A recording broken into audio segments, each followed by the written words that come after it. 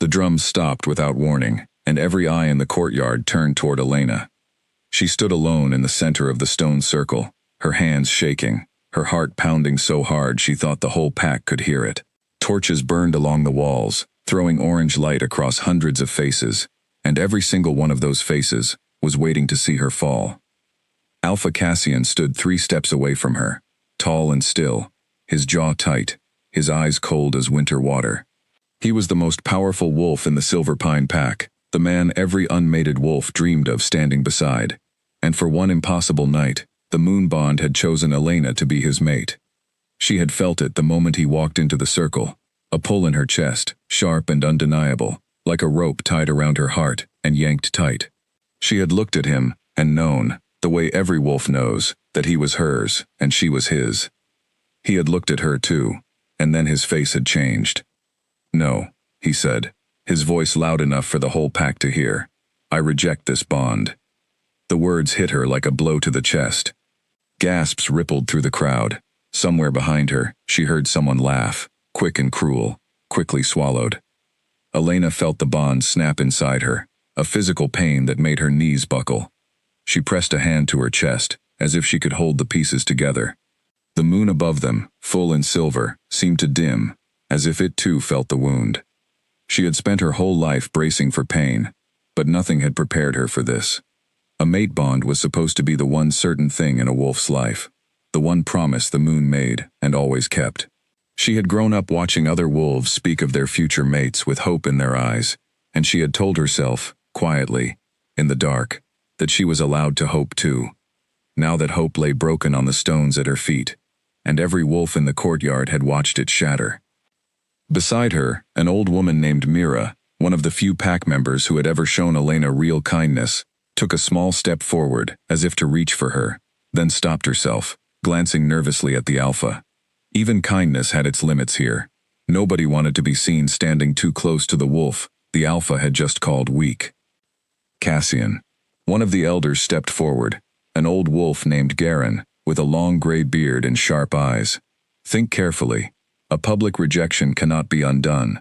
"I have thought about it," Cassian said, not looking away from the crowd, not once meeting Elena's eyes. "She is an Omega. Her bloodline is weak. I will not have a weak Luna standing beside me when I lead this pack into war with the Ashwood pack. I need a mate with strength, not scraps." The word scraps rang through the courtyard like a struck bell. Elena had heard worse in her life. She had grown up an orphan in the lowest ranks of the pack, raised by whichever family had room and patience for her, moved from house to house every few years, like a piece of furniture nobody wanted to keep. She had been called weak before. She had been called worthless before. She had learned, a long time ago, how to keep her face still when people said cruel things, how to fold the pain up small and tuck it somewhere deep where it would not show. Her earliest memory was of a cold kitchen floor and a woman's voice telling her she was lucky to be fed at all. She did not remember her real parents. She had been told, over the years, a dozen different stories about what had happened to them, none of which she fully believed. Some said her mother had died giving birth to her during a harsh winter. Some said her parents had simply left, unable to care for a child with such a faint, unremarkable wolf spirit. Whatever the truth was, Elena had grown up learning to expect very little from the world, and the world had, for the most part, obliged her. She had trained twice as hard as any other wolf her age, hoping that effort alone might earn her a place among the pack's respected ranks. It never had. No matter how fast she ran, how many drills she completed, how many chores she finished without complaint, she was still an Omega in the eyes of everyone around her, and an Omega, in Silver Pine, was always the last one chosen and the first one blamed. Yet even after all of that, some fragile, stubborn part of her had still believed that the moon bond would be different, that destiny, unlike people, would not be so cruel. She realized now how foolish that belief had been. But this was different. This was in front of everyone. This was the one man the moon itself had chosen for her, and he had just told the entire pack, out loud, that she was not good enough to stand beside him.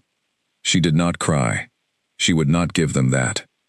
"I understand, Alpha," she said quietly, and turned to walk away before her voice could break. Laughter followed her, low and scattered, from wolves who had never had a kind word for her and never would. She heard Priya, one of the higher-ranked betas, mutter something to her friends, and heard the word omega again, said the way someone might say the word insect. Elena kept walking. She did not know where she was going. She only knew she needed to be anywhere that was not this courtyard, anywhere those eyes could not follow her. Her mind kept replaying the moment over and over. Cassian's cold voice, the word scraps, the sound of laughter rising behind her like smoke. She wondered, not for the first time, what it was about her that made people so certain she deserved so little. She had never stolen from anyone. She had never lied or cheated, or brought shame to the pack. She had simply been born without the strong bloodline the higher ranks valued so much, and in Silverpine, that single fact seemed to erase everything else about her. She passed the training yard, empty and quiet, the wooden targets she had practiced on 1,000 times, standing like silent witnesses in the moonlight. She passed the low stone houses where the Omega families lived, tucked at the edge of the pack grounds, as if even the buildings understood their place. She did not stop at any of them. She kept walking, faster now, her bare feet cold against the packed earth, until the great hall rose up ahead of her like a mountain of dark stone. The great hall loomed ahead of her, its huge wooden doors carved with images of wolves running beneath a full moon. It was usually locked, reserved for ceremonies and pack meetings, but tonight, with everyone gathered outside for the moon ceremony, the doors stood slightly open, as if someone had forgotten to seal them.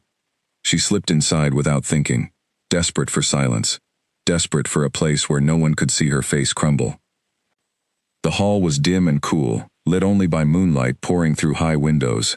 Her footsteps echoed against the stone floor as she walked deeper inside, past old banners and portraits of past alphas in Lunas, their painted eyes seeming to watch her pass. At the far end of the hall, on a raised platform, sat a throne, unlike any other seat in the pack house.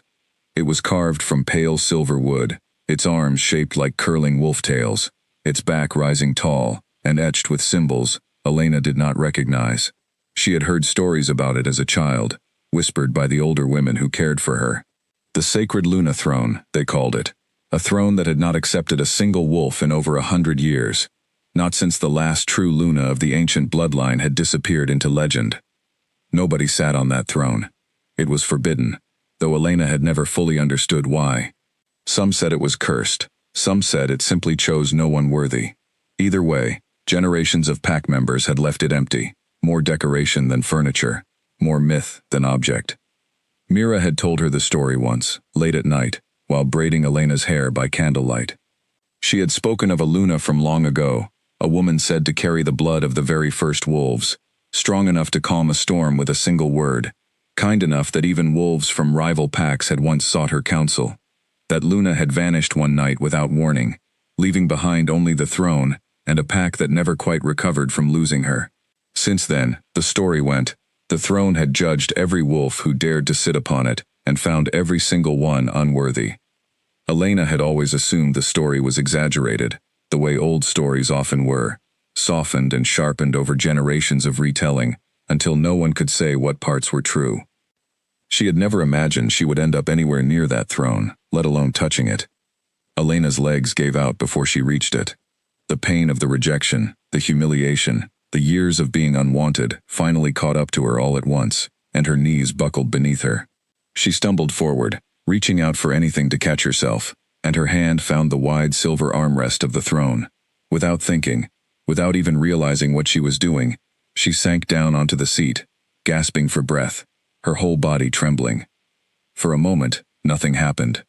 She sat there, hunched over, tears finally slipping free now that no one was watching, her fingers gripping the smooth wood beneath her. Then the throne began to glow. It started at the base, a soft silver light creeping up through the grain of the wood, like water rising through cloth. Elena froze, too stunned to move, as the light spread across the armrests, up the tall back of the throne, tracing every symbol carved into its surface. The carvings began to shimmer, turning from dull gray to a bright, pulsing silver, humming faintly with a sound like distant wind chimes. Elena's breath caught in her throat. She tried to stand, certain she had triggered some terrible trap, some curse the old stories had warned about, but her body would not move. The light wrapped gently around her, warm instead of frightening, like sunlight after a long winter. Somewhere deep inside her chest, In the same place where the mate bond had snapped and broken only minutes before, something else stirred. A warmth. A strange, quiet certainty, as though a voice she could not hear was telling her she belonged exactly where she was sitting. She did not understand it, but for the first time in longer than she could remember, the tight, anxious knot she always carried in her stomach loosened. Just a little. It was as though the throne itself was breathing with her, matching the rhythm of her ragged breath, steadying her without a single word. She stared down at her trembling hands, watching threads of silver light curl gently around her fingers, like ribbons caught in a breeze, and for one strange, suspended moment, she almost forgot to be afraid. Footsteps thundered toward the hall. The heavy doors burst open, and Elder Garin rushed inside, followed by 2 guards, their eyes wide with shock the moment they saw the throne glowing behind her. "Impossible," Garin whispered, stopping so suddenly the guards nearly ran into his back.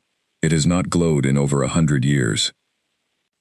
Elena finally found the strength to move, scrambling up from the throne, her cheeks burning with embarrassment. "I am sorry. I did not mean to sit there. I was not thinking. I only needed somewhere to." The moment she stood, the light dimmed, fading back into the wood, as though it had never been there at all. Garen's sharp eyes studied the throne, then studied her, back and forth, his expression unreadable. "Sit down again," he said quietly. "What?" "Sit, please." Confused, and still shaking, Elena lowered herself back onto the throne. The light returned instantly, brighter this time, washing across the hall in waves of silver, illuminating every corner of the room, catching on the old banners and portraits, until the whole space seemed to shimmer like moonlight on water. The 2 guards exchanged a stunned glance. Garin pressed a hand to his chest and bowed his head, an old gesture Elena had only ever seen performed for Alphas and Lunas. "Do you understand what this means?" he asked, his voice hushed with something close to awe.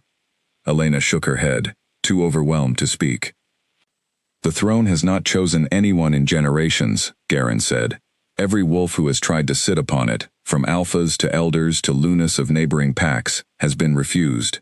It has sat empty, because no one who touched it was ever found worthy." He looked at her the way someone might look at a puzzle finally solved. "Tonight, it has chosen you." More voices sounded from the courtyard outside, drawing closer, drawn by the commotion. Elena's stomach twisted into a knot. The last thing she wanted was for the pack, the same pack that had just watched her be rejected and humiliated, to see her sitting on a glowing throne like some kind of miracle. But it was too late.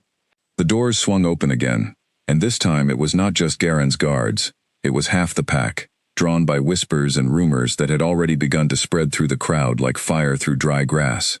And at the front of them, his face pale with shock, stood Cassian. His eyes locked onto Elena, sitting on the glowing throne, silver light wrapped around her like a second skin, and for the first time that night, his cold, certain expression cracked completely. "That is not possible," Boney said, his voice barely above a whisper. Elena wanted to disappear. She wanted the throne to swallow her whole and hide her from every pair of eyes now staring at her in stunned silence. But the light did not fade. It only grew brighter, as if answering him, as if the throne itself were determined to prove exactly how possible it was. Elder Garin turned to face the gathering crowd, raising his voice so it carried across the hall. "Everyone, be silent and bear witness," he said. "Tonight, the sacred Luna throne has spoken. It has chosen the one it deems worthy to become the true Luna of this pack." He turned back to Elena, still trembling on the glowing seat, and bowed his head low.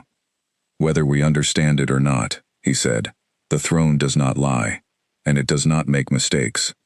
Murmurs spread through the crowd, quiet at first, then louder, a rising tide of disbelief and confusion. Elena caught fragments of it. Someone asked how an Omega could possibly be chosen. Someone else, an old voice near the back, said that perhaps the throne had simply been waiting for someone the pack had underestimated all along. She did not know who had spoken those words, but they settled somewhere warm in her chest, a small and unexpected comfort in the middle of so much noise. Priya stood near the front of the crowd, her earlier laughter long gone, her expression twisted somewhere between disbelief and something that looked almost like fear. Elena had spent years being invisible to wolves like Priya, easy to mock, easy to dismiss. She was not sure what it felt like to suddenly be seen, but she was beginning to understand that it came with its own kind of danger. Somewhere in the crowd, Priya's mocking laughter from earlier had gone completely silent. Somewhere near the front, Cassian stood frozen, staring at the Omega girl he had just rejected in front of the entire pack, now sitting on a throne that had refused every powerful wolf for 100 years. Elena looked down at her own hands, glowing faintly with reflected silver light, and felt something inside her shift. The rejection still burned. The humiliation still stung. But underneath all of that pain, something new had begun to grow. For the first time in her life, someone, or something, had chosen her. Cassian pushed forward through the crowd, his broad shoulders parting the gathered wolves, until he stood at the base of the platform, staring up at her with an expression she could not quite name. It was not the cold contempt he had shown her in the courtyard. It looked closer to disbelief, maybe even something like fear, though Elena could not imagine what a wolf as powerful as Cassian would have to fear from someone he had called weak only minutes earlier. "There must be some mistake," he said, though his voice had lost the sharp certainty it carried during the rejection. "The throne has never responded to anyone. It is probably reacting to something else, a trick of the light, a trick of the moon." "There is no trick, Alpha," Garen said firmly. "I have studied the old texts for 40 years. The throne responds only to true Luna blood, or to a spirit strong enough to be recognized as one. It does not glow for tricks of the light." Cassian's jaw tightened. He looked at Elena again, and this time his eyes lingered on her face, in a way that made her want to look away, though she forced herself to hold his gaze.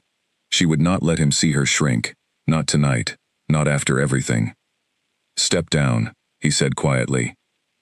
It was not quite an order, not quite a request. Elena was not certain he even knew which one he meant it to be.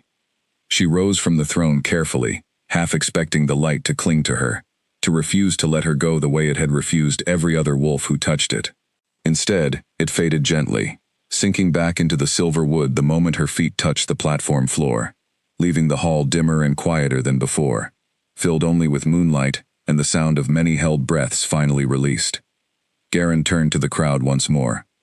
"By the old laws of Silverpine, written before any of us were born, the one chosen by the sacred Luna throne cannot be denied her place without proof that the choice was false. Until such proof is found, Elena will be treated as Luna in waiting, protected under pack law, and granted the training and respect owed to that position." A ripple of protest rose from somewhere near the back, but Garen raised a hand, and the sound quieted, if only barely. "I understand this is difficult to accept," he continued, his voice softening slightly as he looked toward Elena. "It is difficult for me as well. But we do not question the moon's choices lightly, and we will not begin tonight." Elena stood frozen on the platform, unsure what to do with her hands, unsure what to do with the dozens of eyes still fixed on her. An hour ago, she had been nothing to these people, less than nothing, a name barely worth remembering. Now she was standing at the center of a decision that would reshape the entire pack, and she had no idea how to carry that weight. She glanced toward Cassian one last time, before Garen gently guided her from the platform. He was still watching her, his expression unreadable, his hands clenched at his sides. Whatever he was thinking, whatever storm was moving behind those cold eyes, Elena could not begin to guess. She only knew, as she stepped down from the glowing throne, and into a future she never could have imagined an hour before, that nothing in her life would ever be simple again. The walk back through the crowd felt different this time. Fewer wolves laughed. A few even lowered their eyes as she passed, though whether from respect or confusion, she could not tell. Mira caught her arm gently near the edge of the hall, her eyes wet with tears she did not bother to hide. "I always knew there was something about you," Mira whispered, squeezing her hand. "I just never imagined it would be this." Elena did not know how to answer. She only squeezed Mira's hand back, grateful for one steady, familiar face in a night that had turned her entire world upside down. Outside, the moon still hung full and bright above Silverpine territory, watching over the pack the way it always had, indifferent to gossip and rank, and the fragile hierarchies wolves built for themselves. Elena looked up at it for a long moment, remembering the way it had felt when the bond with Cassian shattered, and the way it had felt only minutes later, when the throne had wrapped her in silver light instead. 2 moments, 2 very different kinds of choosing. She did not yet understand what any of it meant, or what it would cost her in the days ahead. But as she walked back toward the small, plain house at the edge of the Omega Quarter, her legs still unsteady beneath her, she allowed herself, just for a moment, to feel something she had almost forgotten how to feel. Hope. It was small and fragile and entirely unfamiliar, but it was there, glowing quietly inside her chest, like the last ember of a fire that refused to go out. Whatever came next, whatever battles or betrayals or dangers were waiting for her beyond tonight, Elena knew one thing with absolute certainty as she closed the door of her small house behind her and finally let the tears she had been holding back fall freely into the darkness. She was no longer invisible. And there was no going back to the girl she had been before the throne had glowed. The pounding on Elena's door came before sunrise. She had barely slept, her mind still spinning with silver light and cold stares, when 3 sharp knocks shattered the silence of her small house. She opened the door to find 2 pack guards standing outside, their faces stiff and formal in a way they had never bothered to be with her before. "Elder Garin requests your presence at the Great Hall," one of them said, immediately. Elena's stomach tightened. She dressed quickly, pulling on a plain gray tunic, and followed the guards through streets that were only just beginning to stir with morning activity. Wolves paused what they were doing to watch her pass. Some stared openly, others turned away too quickly, pretending they had not been looking at all. Word of what happened in the Great Hall had clearly spread through every corner of Silverpine overnight. Inside the hall, the morning light fell differently than the moonlight had the night before, pale and gray instead of silver, making the throne look almost ordinary, almost like any other chair. Almost. Elena still felt a strange pull toward it as she entered, a quiet awareness of its presence, the way a person might sense a fire burning in another room even without seeing the flames. Garin stood near the platform, along with 2 other elders Elena recognized but had never spoken to directly. An older woman named Odalis, sharp-eyed and silent, and a heavy-set man named Percival, who studied Elena with open suspicion the moment she walked in. "Sit," Garin said, gesturing to a plain wooden chair set before them, not the throne. Elena obeyed, folding her hands in her lap, trying to steady her breathing. "We must understand what happened last night," Odalis said, her voice clipped and precise. "Tell us everything, from the moment you left the courtyard until the moment we found you." Elena told them. She described the pain of the rejection, the way her legs had simply stopped working, the way she had stumbled into the hall without any plan beyond finding somewhere quiet to fall apart. She described sitting on the throne without thinking, without even realizing what it was, only wanting somewhere solid to hold on to.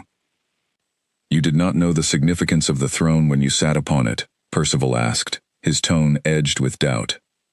"I knew the stories," Elena admitted. "I did not think about them. I was not thinking about anything, except that I needed to sit down before I fell down." Percival exchanged a glance with Odalis, something unreadable passing between them. "It is exactly as I said," Garin said, some quiet satisfaction in his voice. "The throne does not respond to ambition or planning. It responds to truth.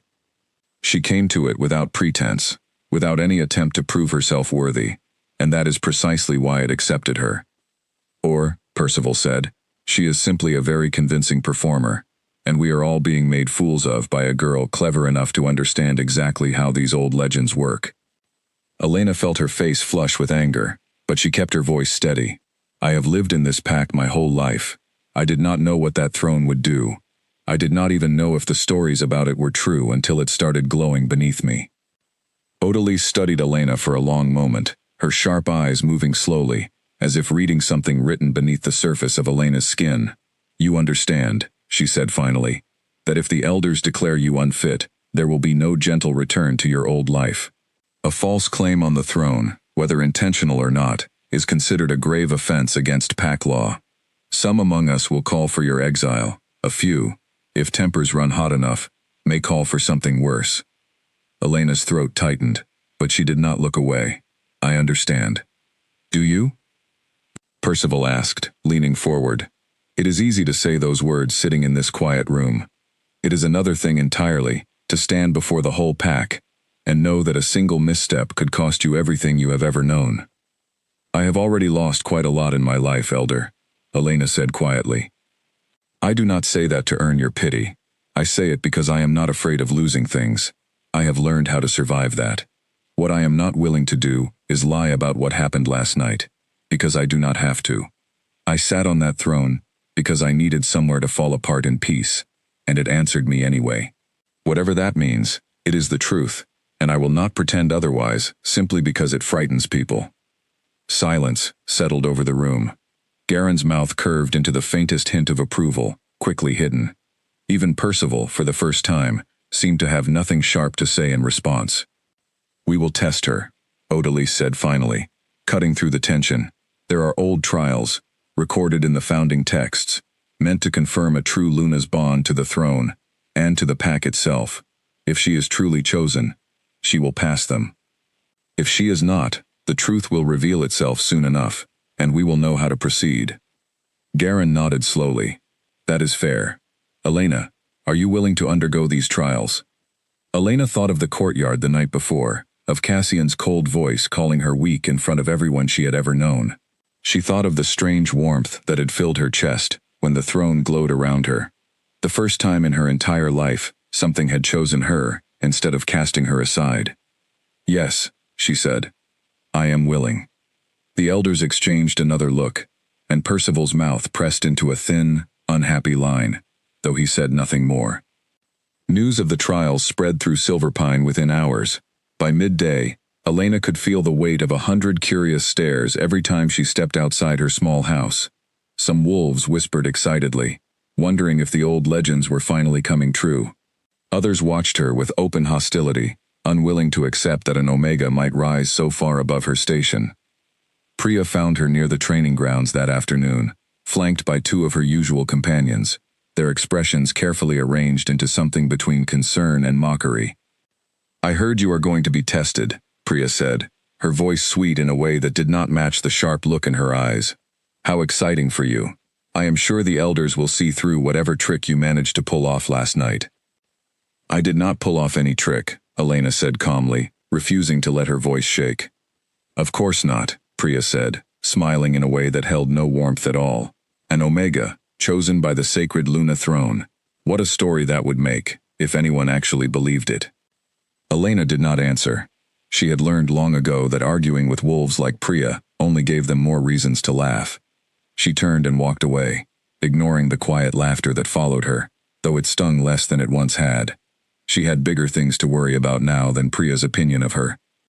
That evening, Garen summoned her again, this time alone, to a quiet study, lined with old scrolls and heavy books bound in cracked leather.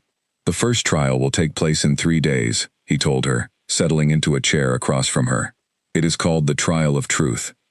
You will be asked questions before the pack, questions meant to reveal whether your heart holds any deception. The throne itself will be present. If you lie, even about something small, it is said the throne will refuse to acknowledge you when the trial is complete. Elena's mouth went dry. And if it refuses me?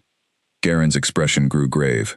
Then Percival and those who agree with him will have their proof, and you will be stripped of your claim, likely exiled from the pack, for the disruption you caused, whether or not any of this was truly your fault. The weight of those words settled heavily on Elena's shoulders. She had not asked for any of this.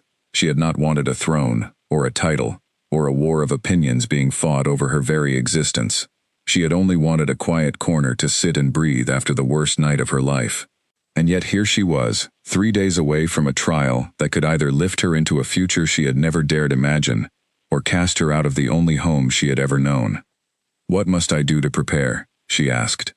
There is little you can do to prepare for truth, Garen said, almost gently. Either your heart is honest, or it is not. That is the entire point of the trial. But I will teach you what I can about our history, about the old bloodlines, about the responsibilities of a Luna, so that whatever happens, you understand exactly what it is you are being tested for. He rose and pulled a heavy leather-bound book from a shelf lined with dust, setting it carefully on the table between them. This is the founding record of Silverpine, written by the first pack historian. Few outside the Elder Council have read it in generations. Elena ran her fingers gently over the cracked cover, almost afraid to open it. Why show it to me now? Because if the throne has truly chosen you, Garen said, then this history belongs to you as much as it belongs to any of us. perhaps more. He opened the book to a page near the beginning, where a faded illustration showed a woman standing before a pack of wolves, her hand raised toward the sky, silver light spilling from her palm like water. This is Celine, the first Luna of Silverpine. It is said she could sense truth and falsehood the way other wolves sense scent on the wind, and that the pack thrived under her guidance because no wolf could hide dishonesty from her for long. When she vanished, the elders of that time carved this throne from a tree, said to have grown from the very ground where she once stood, hoping that some part of her spirit might remain within it. Elena traced the illustration with careful fingers, a strange, unfamiliar feeling stirring in her chest, something between recognition and longing. Do you think it truly holds her spirit? I do not know, Garen admitted. I have studied these texts for 40 years, and I still do not fully understand what that throne is, or how it chooses. I only know that it has not glowed in a century, and it glowed for you. Whatever the reason, it deserves to be taken seriously. Over the following days, Elena spent every spare hour with Garen, absorbing everything he could teach her. She learned about the founding of Silverpine, about the ancient Luna whose blood was said to have shaped the throne itself, about the delicate balance of power between Alpha and Luna that had kept the pack strong for centuries. She learned about the looming tension with the Ashwood pack, a rival territory to the east, whose Alpha had grown increasingly aggressive in recent months, testing the borders, provoking skirmishes, searching for any sign of weakness in Silverpine's leadership. That is part of why Cassian reacted the way he did, Garen admitted quietly during one of their lessons. He believes, wrongly in my opinion, that only a Luna from a powerful bloodline can help him hold the pack together if war comes. He was afraid, and fear makes wolves say cruel things they might not otherwise say. Elena said nothing, though something in her chest tightened at the mention of Cassian's name. She was not ready to forgive him, not after the way he had spoken about her in front of the entire pack, but understanding his reasons, even slightly, made the memory a little easier to carry. May I ask you something, Elder? She said after a moment. Of course. Do you believe I am the true Luna, truly? Garen considered the question carefully before answering, the way he seemed to consider everything. I believe the throne does not make mistakes. I believe that whatever quality it is searching for, whether it is honesty, or courage, or something older and harder to name, it found that quality in you last night. Whether the pack accepts that truth easily is a separate matter entirely, and I am afraid, my dear, that people rarely accept difficult truths without a fight. His words settled over her like a heavy blanket, comforting and unsettling all at once. She thought of Percival's narrowed eyes, of Priya's mocking smile, of the dozens of wolves who would rather believe her a liar than accept that an Omega might be worthy of the highest position in the pack. The trial ahead of her was not simply about proving her honesty to a throne carved from ancient wood. It was about proving, to an entire pack built on rigid ranks and old prejudices, that worth was not something inherited through bloodlines alone. It was a heavier burden than she had expected to carry, but as she walked back to her small house that evening, the weight of Garen's history book still fresh in her mind, she found she was not quite as frightened by it as she might have been a week earlier. Something in her had begun to change since the throne first glowed beneath her, some quiet steel settling into her spine that had not been there before. She was still the same Elena who had grown up unwanted and unseen, but she was beginning to understand that being underestimated her whole life had taught her something valuable after all. She knew exactly how to endure being doubted. She knew exactly how to keep standing after being told, over and over, that she did not belong.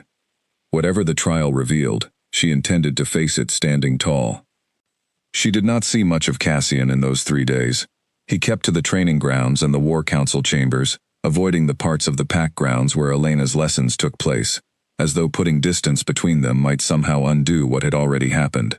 When their paths did cross once, in a narrow hallway near the Great Hall, he stopped abruptly, his eyes meeting hers for one long, uncomfortable moment, before he simply nodded and walked past without a word. Elena told herself it did not matter. She told herself she did not care what Cassian thought of her, that the only opinion that mattered now was whatever judgment the throne would pass during the coming trial, but some small, stubborn part of her could not quite make herself believe it. On the morning of the 3rd day, Mira arrived at Elena's door before sunrise, carrying a simple gray dress and a small bundle of dried herbs meant to calm nervous stomachs. "You will do well," Mira said firmly, helping Elena into the dress with steady hands. I have known you since you were small enough to fit in my arms, and I have never once heard you speak a lie. Not even the small, harmless kind most children tell without thinking twice. If that throne is looking for honesty, it has already found the most honest girl in this entire pack. Elena managed a small, grateful smile, though her hands trembled as she smoothed the fabric of her dress. I hope you are right. I am always right, Mira said, though the slight tremor in her own voice betrayed how nervous she truly was. Now come. The whole pack is waiting, and it is not polite to keep destiny standing around. Elena took a deep breath, steadying herself the way she had steadied herself 100 times before, ahead of 100 smaller humiliations she had learned to survive. This felt different, bigger, but the principle remained the same. Whatever happened in that hall today, she would face it with her head held high, exactly as she always had. She stepped out into the early morning light, the great hall waiting silently in the distance, the entire future of her life, balanced on the truth she was about to speak, before the throne, and every wolf she had ever known. The courtyard was packed tighter than Elena had ever seen it, wolves standing shoulder to shoulder from the training grounds, all the way to the steps of the great hall. Word of the trial of truth had spread far beyond Silverpine's borders overnight, and Elena spotted unfamiliar faces scattered through the crowd, wolves from neighboring territories who had traveled through the night simply to witness whether the old legends were finally coming true. She stood at the base of the platform, her hands clasped tightly in front of her to keep them from shaking, watching as Garen, Odalise and Percival took their positions beside the glowing throne. In daylight, the throne looked calm, its silver wood catching the morning sun, waiting. Cassian stood near the front of the crowd, arms crossed, his expression carefully blank in the way Elena was beginning to recognize as the face he wore when he did not want anyone to see what he was actually feeling. Garen raised his hands, and the crowd slowly quieted. Today, Elena of the Omega Quarter will undergo the trial of truth, as recorded in the founding laws of Silverpine, he announced, his voice carrying easily across the courtyard. She will answer questions before this pack and before the sacred Luna throne. Should her heart hold deception, the throne will refuse to acknowledge her when the trial concludes. Should her heart be honest, the throne will confirm what it declared 2 nights ago. He turned to Elena. Take your seat. Elena climbed the platform steps, her legs unsteady beneath her, and lowered herself onto the throne. The moment she sat, the wood began to warm beneath her, though it did not glow, not yet. Garen had explained that the light would only fully awaken once the trial was complete, a final judgment rather than an early promise. Odalise stepped forward first, her sharp eyes fixed on Elena. Why did you enter the Great Hall 2 nights ago? Because I needed somewhere quiet to be alone, Elena said. I had just been rejected in front of the entire pack, and I could not bear to stay in the courtyard a moment longer. Did you know the significance of the throne before you sat upon it? I knew the old stories. I did not think about them at that moment. I was not thinking clearly at all. Have you ever, at any point in your life, wished for power over this pack? Percival asked, stepping forward with narrowed eyes. Have you ever resented those of higher rank and desired to see them humbled? Elena considered the question honestly before answering, refusing to rush toward whatever answer might sound most flattering. I have resented the way I was treated many times. I have wished, more than once, that people would look at me and see something other than my rank, but I have never wished to see anyone humbled the way I was humbled. I know exactly how much that hurts. I would not wish it on anyone, not even the wolves who have been cruelest to me. A murmur rippled through the crowd. Percival's expression remained skeptical, but even he seemed to have no immediate retort. One more question, he said, stepping closer, his voice edged with the last of his doubt. If the throne confirms you today, and you are granted the title of Luna, what will you do with that power? Many wolves fear that an Omega raised with nothing will use her new position to punish those who once looked down on her. The question landed heavily across the courtyard, and Elena felt the weight of every eye pressing in on her, waiting to see whether old wounds might turn into new cruelty. She took a slow breath before answering. I understand why you would ask that, she said. If our positions were reversed, I might wonder the same thing, but I do not want power so that I can make anyone else feel the way I have felt. I have spent my whole life being told I did not matter. If I am given the chance to lead, I want to use it to make sure no other wolf in this pack, whatever their rank, ever has to feel that way again. That is the only kind of Luna I know how to be." Percival studied her for a long moment, something shifting behind his guarded expression, though he said nothing more. The questions continued for what felt like hours, though Garen later told her it had been closer to 30 minutes. She was asked about her childhood, about her feelings toward Cassian, about her loyalty to the pack despite years of poor treatment. Each time, she answered as honestly as she could, even when honesty meant admitting things that were painful or unflattering. Even when it meant confessing to moments of anger or resentment she might otherwise have kept hidden. "Do you love Cassian?" Odalis asked finally, her voice quieter now, though it still carried across the silent courtyard. Elena felt heat rush to her face. She was aware, suddenly, of Cassian standing somewhere in the crowd, watching, waiting for her answer along with everyone else. "I do not know him well enough to say that I love him," she said carefully.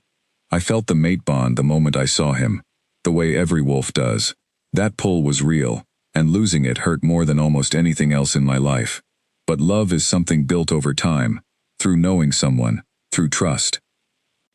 I have neither with Cassian, not yet, perhaps not ever, after what happened." She heard a sharp intake of breath somewhere in the crowd, though she did not look to see who it belonged to. "Thank you," Odalis said, stepping back. "I believe we have asked enough." Garen turned toward the throne, watching it closely, waiting. For a long, terrible moment, nothing happened. The wood remained warm but dark, and Elena felt her heart sink, certain that somewhere in her answers, some flicker of dishonesty had ruined everything. Then, slowly, the silver light began to spread. It started exactly as it had 2 nights before, rising from the base of the throne and climbing upward through the carved symbols, brighter this time, bright enough that several wolves in the front of the crowd shielded their eyes. The light wrapped around Elena fully, warm and steady, and this time it did not stop at her hands. It spread up her arms, across her shoulders, until for one breathtaking moment, she seemed to be made entirely of silver light herself. Gasps and murmurs swept through the courtyard like wind through tall grass. Even Percival took an involuntary step backward, his mouth slightly open, all his careful skepticism momentarily stripped away. "The trial is complete," Garen announced, his voice thick with something that sounded almost like relief. "The throne has confirmed its judgment. Elena's heart holds no deception. She is, by every law and tradition of this pack, the true Luna of Silverpine." The crowd erupted, though not entirely in celebration. Some wolves cheered, their voices rising in genuine excitement, drawn in by the spectacle of ancient legend proving itself true before their eyes. Others remained silent, their faces tight with discomfort or open disapproval, unwilling to easily accept an Omega, standing where only the highest-ranked wolves had ever been permitted to stand. Elena rose from the throne slowly, the light fading gently around her, and looked out at the sea of faces before her. She searched, almost without meaning to, for Cassian, and found him standing exactly where he had been throughout the entire trial, his arms no longer crossed, hanging loosely at his sides, his expression open in a way she had never seen from him before. Garen stepped forward and addressed the crowd once more. "By the ancient law confirmed today, Cassian's rejection of the mate bond cannot be undone. That bond, once broken, remains broken. However, the throne's judgment stands independent of the mate bond. Elena is Luna, by the throne's choice, whether or not she is ever mated to our Alpha." This new information rippled through the crowd, sparking fresh whispers. Elena had not fully understood, until that moment, that her position as Luna and her status as Cassian's mate were 2 entirely separate things. She could be Luna of Silverpine and never be bonded to its Alpha at all. She was not sure how she felt about that. Relief, certainly, that her fate was no longer tied entirely to a man who had rejected her so publicly. But underneath that relief, something else stirred too, something more complicated, something she did not yet have the words to name. Near the edge of the crowd, a tall wolf, Elena did not recognize, stood watching the proceedings with unusual intensity. He wore the deep green colors of a messenger, marking him as someone from outside Silverpine territory, and unlike most of the crowd, his face showed no surprise at the throne's judgment, only a quiet, calculating interest that made Elena's skin prickle uneasily, though she could not have said why. She lost sight of him a moment later as the crowd shifted, and told herself it was simply nerves from the trial still lingering in her chest. Garen continued addressing the pack, his voice growing more serious. "I must also remind everyone gathered here that Silverpine faces real danger in the coming season. The Ashwood pack has grown bold along our eastern border, and Alpha Cassian will need every strength this pack can offer, including whatever gifts our new Luna may bring to our defense. This is not a time for division. Whatever doubts remain in anyone's heart, I ask that you set them aside for the good of the pack." A few wolves nodded solemnly at this, though Elena noticed Priya and her circle exchange skeptical glances near the back of the crowd, clearly unconvinced that an Omega, however blessed by an ancient throne, could offer anything useful against a genuine military threat. Elena filed the reaction away quietly, aware that acceptance, even after the trial, would not come easily, or all at once. Cassian pushed forward through the crowd until he stood at the base of the platform once more, exactly where he had stood 2 nights before. This time his expression held none of the cold certainty from that first night. "Elena," he said, his voice low, meant only for her, though several nearby wolves clearly overheard. "I owe you an apology.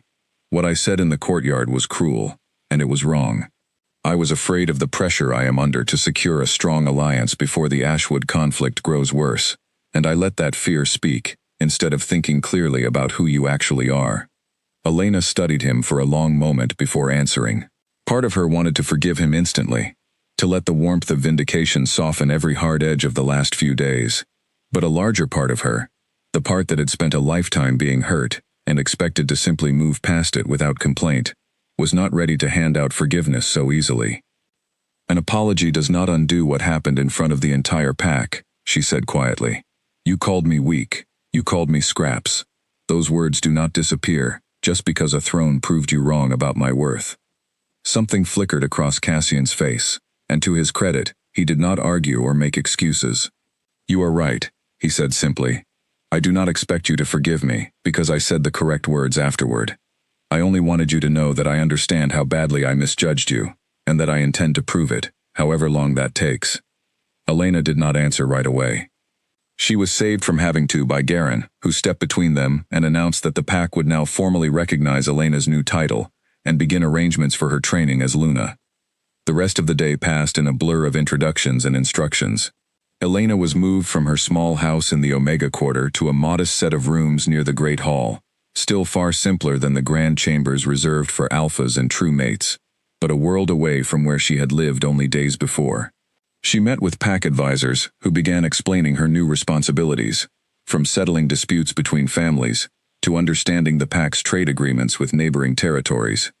Through it all, she felt eyes on her constantly, some curious, some hopeful, some openly resentful.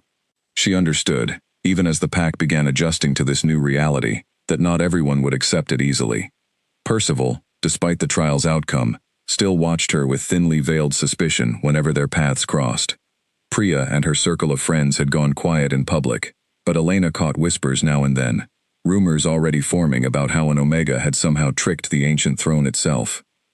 One of the pack advisors, a soft-spoken older man named Alden, walked her through the basic structure of Silverpine's daily governance, explaining how disputes were traditionally settled, how food and resources were divided among the different quarters, and how the pack's relationship with neighboring territories had shifted over the years. Elena listened carefully, asking questions whenever something confused her, grateful that at least one person in her new circle seemed genuinely patient with her inexperience, rather than treating it as proof she did not belong. "You are asking better questions than most highborn wolves I have trained over the years," Alden told her at one point, a small, approving smile on his weathered face. "Most of them assume they already know everything, simply because of their bloodline. You seem to actually want to understand. I have spent my whole life having to figure things out on my own," Elena admitted. "I suppose I never learned how to assume I already knew the answers." Alden's smile deepened. "That may turn out to be your greatest strength, Luna." The unfamiliar title still felt strange in her ears, like a coat borrowed from someone else, not yet worn in enough to feel like her own. She wondered how long it would take before it stopped feeling that way, or whether it ever would. That evening, exhausted from the weight of the day, Elena found a quiet moment alone, on a small balcony, overlooking the training grounds. The moon had risen again, full and silver, the same moon that had witnessed her rejection 2 nights before, and her confirmation as Luna today. She heard footsteps behind her, and turned to find Cassian standing at the balcony entrance, hesitant in a way that seemed unfamiliar on a wolf, as powerful and self-assured as he usually appeared. "May I join you?" he asked. Elena considered saying no. Instead, she found herself nodding, curious despite everything that had happened between them. Cassian stepped forward and leaned against the railing beside her, keeping a respectful distance. For a long moment, neither of them spoke, the silence filled only by distant sounds of the pack settling in for the night. "I keep thinking about what you said during the trial," he finally admitted, "about not knowing me well enough to love me yet." "It was the truth," Elena said simply. "I know, that is what surprised me. Most wolves in your position would have said whatever they thought I wanted to hear, especially with the whole pack listening." "I am not most wolves," Elena said, a small, tired smile touching her lips for the first time that day. Cassian looked at her then, really looked at her, in a way that made her chest tighten with something she could not quite name. "No," he said quietly, "I am beginning to understand that you are not." "Can I ask you something honestly?" Elena said after a while, gathering her courage. "Do you regret the mate bond breaking, or do you regret how it made you look in front of the pack?" Cassian was quiet for a long moment, staring out at the training grounds below, as though searching for the right words somewhere in the darkness. "Both, if I am honest," he admitted. "I regret how it looked, yes, because it made me seem cruel in a way I do not think I truly am, not usually. But more than that, I regret that I let fear make a decision that should have come from somewhere steadier. A bond like that does not happen twice, Elena. I understood that even as I rejected it. I let it break anyway, because I was more afraid of what the pack would think of me than I was of losing something the moon itself had offered." "That is an honest answer," Elena said quietly. "I did not expect that from you." "I am trying to be someone worth expecting honesty from," Cassian said. "I know that will take time to prove. I am not asking you to trust me yet. I only wanted you to know that I see you differently now, and that difference is not going away, whatever happens between us going forward." Elena studied his profile in the moonlight, the sharp line of his jaw, the tension still visible in his shoulders despite his calmer tone. She thought of the courtyard 2 nights before, of the word scraps echoing through the crowd, and she thought of the way he had stood at the base of the platform today, watching her with something that looked almost like awe, as the throne's light wrapped around her. 2 very different men, it seemed, could live inside the same broad shoulders. She did not yet know which one she was truly speaking with tonight, or whether that question even had a simple answer. "I appreciate you saying that," she said finally, "but words are easy, Cassian. I have been given plenty of words over the years, from plenty of people who never followed them with anything real. If you want me to see you differently too, it will not happen because of one conversation on a balcony. It will happen if you keep showing me, day after day, that tonight was not simply guilt talking."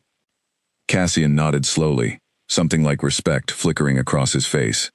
"That is fair," he said. "I can live with that." Below them, the pack continued its quiet nighttime rhythms, unaware of the conversation unfolding above, unaware of how much had shifted in the span of a single day.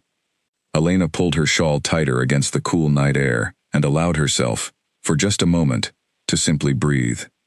Tomorrow would bring new challenges, new whispers, new tests of her patience and her resolve. But tonight, standing beneath the same moon that had witnessed both her deepest humiliation and her unexpected rise, Elena felt something she had rarely allowed herself to feel before.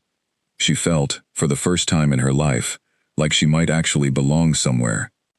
They stood together in silence a while longer, watching the moon climb higher above Silverpine territory, 2 wolves whose fates had been tangled together by forces neither of them fully understood, standing at the very beginning of a story that was only just starting to unfold. 3 weeks passed, and Silverpine slowly began adjusting to the strange new shape of its future. Elena settled into a routine that still felt foreign most mornings when she woke. Instead of rising before dawn to complete chores for families who barely acknowledged her presence, she now rose to meet with Alden, studying trade records and border reports. learning the names and needs of every quarter within Silverpine's territory. It was demanding work, and she often fell into bed each night with her mind still spinning from everything she had absorbed during the day. She was, slowly, earning small pockets of respect. A few of the Omega families she had grown up among began greeting her warmly whenever she passed, proud in a quiet way that made her chest ache with something close to happiness. Mira visited often, bringing food and gossip in equal measure, delighting in every small sign that Elena was thriving in her new role. But not everyone had softened. Percival remained openly skeptical, questioning her decisions in council meetings whenever the opportunity arose, though he had grown more careful about how he phrased his doubts since the trial. Priya and her circle had shifted their cruelty into quieter forms, subtle comments and pointed silences rather than open mockery, but Elena still felt their disdain trailing her through every hallway. She had also begun, in small private moments, to feel the first threads of something unfamiliar growing between herself and Cassian. He visited the balcony most evenings now, sometimes staying only a few minutes, sometimes lingering long after the moon had fully risen, talking about the pack, about his worries over the Ashwood border, about small memories from his childhood he had never shared with anyone else. Elena found herself looking forward to those quiet conversations more than she wanted to admit, even as she reminded herself, again and again, to guard her heart carefully. Trust, she had learned long ago, was not something to hand out freely. It had to be earned, slowly, through consistency rather than charm. Cassian seemed to understand this too, never pushing for more than she was willing to give, content simply to be near her, to prove himself one quiet evening at a time. And then there was the matter of Serafina. Elena had heard the name whispered before she ever saw the woman in person. Serafina was the daughter of a powerful Beta family from a neighboring pack, rumored for years to be Cassian's most likely match, before the moon ceremony had thrown Elena unexpectedly into his path. She arrived at Silverpine on a bright afternoon, nearly a month after the trial, accompanied by a small entourage, her golden hair catching the sunlight as she walked through the gates, with the easy confidence of someone who had never once doubted her own worth. Elena watched from a distance as Cassian greeted her formally, the two of them exchanging polite words that carried an unmistakable history beneath their surface. Something twisted uncomfortably in Elena's chest at the sight, though she quickly told herself it was none of her concern. Whatever history existed between Cassian and Serafina belonged to a life that had nothing to do with her. She was proven wrong within the hour. "Elena, may I introduce Serafina?" Cassian said later that day, finding her in the study where she worked alongside Alden. His tone was carefully neutral, though Elena caught a flicker of tension in his eyes. "Her family has requested an alliance meeting regarding trade routes along our southern border." Serafina stepped forward with a smile that did not quite reach her eyes. "Luna Elena, I have heard so much about you. The whole region is talking about the Omega who tamed the sacred throne." The word tamed sat strangely in the air, as though Elena were some wild animal that had been brought carefully under control rather than a wolf the throne itself had chosen. Elena kept her expression pleasant, despite the small sting of the comment. "It is a pleasure to meet you, Serafina," she said instead. "I hope your journey here was comfortable." "Quite comfortable, thank you," Serafina replied smoothly. "Though I admit I am curious to see this famous throne with my own eyes. Stories tend to grow larger with every telling, do they not?" "You are welcome to see it whenever you wish," Elena said evenly. "I imagine it will look exactly as the stories describe." Something flickered behind Serafina's polished smile, quickly smoothed away. "How refreshingly confident," she said, before turning her attention fully toward Cassian, launching into easy conversation about mutual acquaintances and old memories that clearly excluded Elena entirely.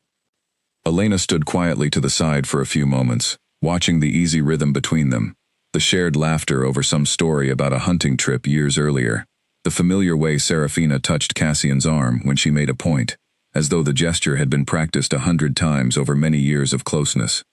It was clear, watching them together, that whatever history existed between the two of them ran deep, built on years of shared upbringing among the region's higher-ranked families, the kind of comfortable familiarity Elena had never once experienced with anyone beyond Mira. Alden, sensing her discomfort, cleared his throat gently. "Luna, we still have the southern trade reports to review before evening meal, if you are able." Elena seized the excuse gratefully. "Of course, if you will excuse me," she said, nodding toward Cassian and Serafina, who barely paused their conversation long enough to acknowledge her departure. She followed Alden back toward the study, grateful for his quiet perceptiveness, though her mind remained tangled in the scene she had just left behind. Elena excused herself soon after, retreating to the small balcony that had become her favorite quiet place within the pack house. She stood there for a long while, watching the sun dip lower over the training grounds, trying to untangle the complicated knot of feelings sitting heavy in her chest. She told herself she had no claim over Cassian's attention. He had rejected the mate bond after all, and whatever careful, cautious understanding they had begun building over the past weeks did not erase that fact. If he wished to entertain old connections with wolves like Serafina, that was entirely his choice to make. And yet the thought of it left a bitter taste she could not quite explain away.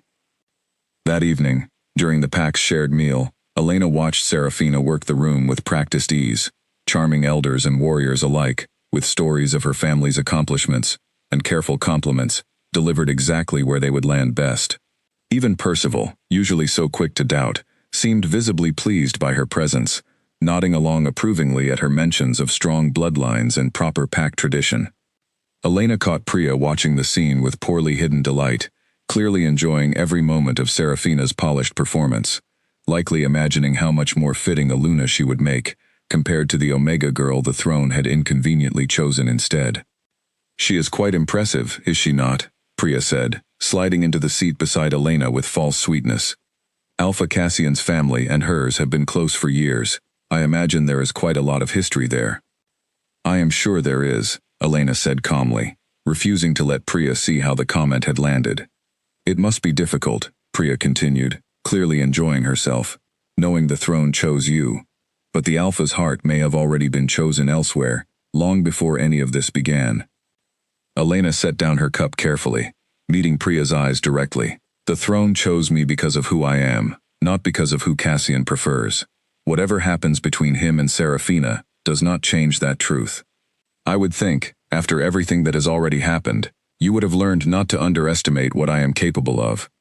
Priya's smile faltered slightly, though she recovered quickly, offering only a thin, unconvincing laugh before excusing herself from the table.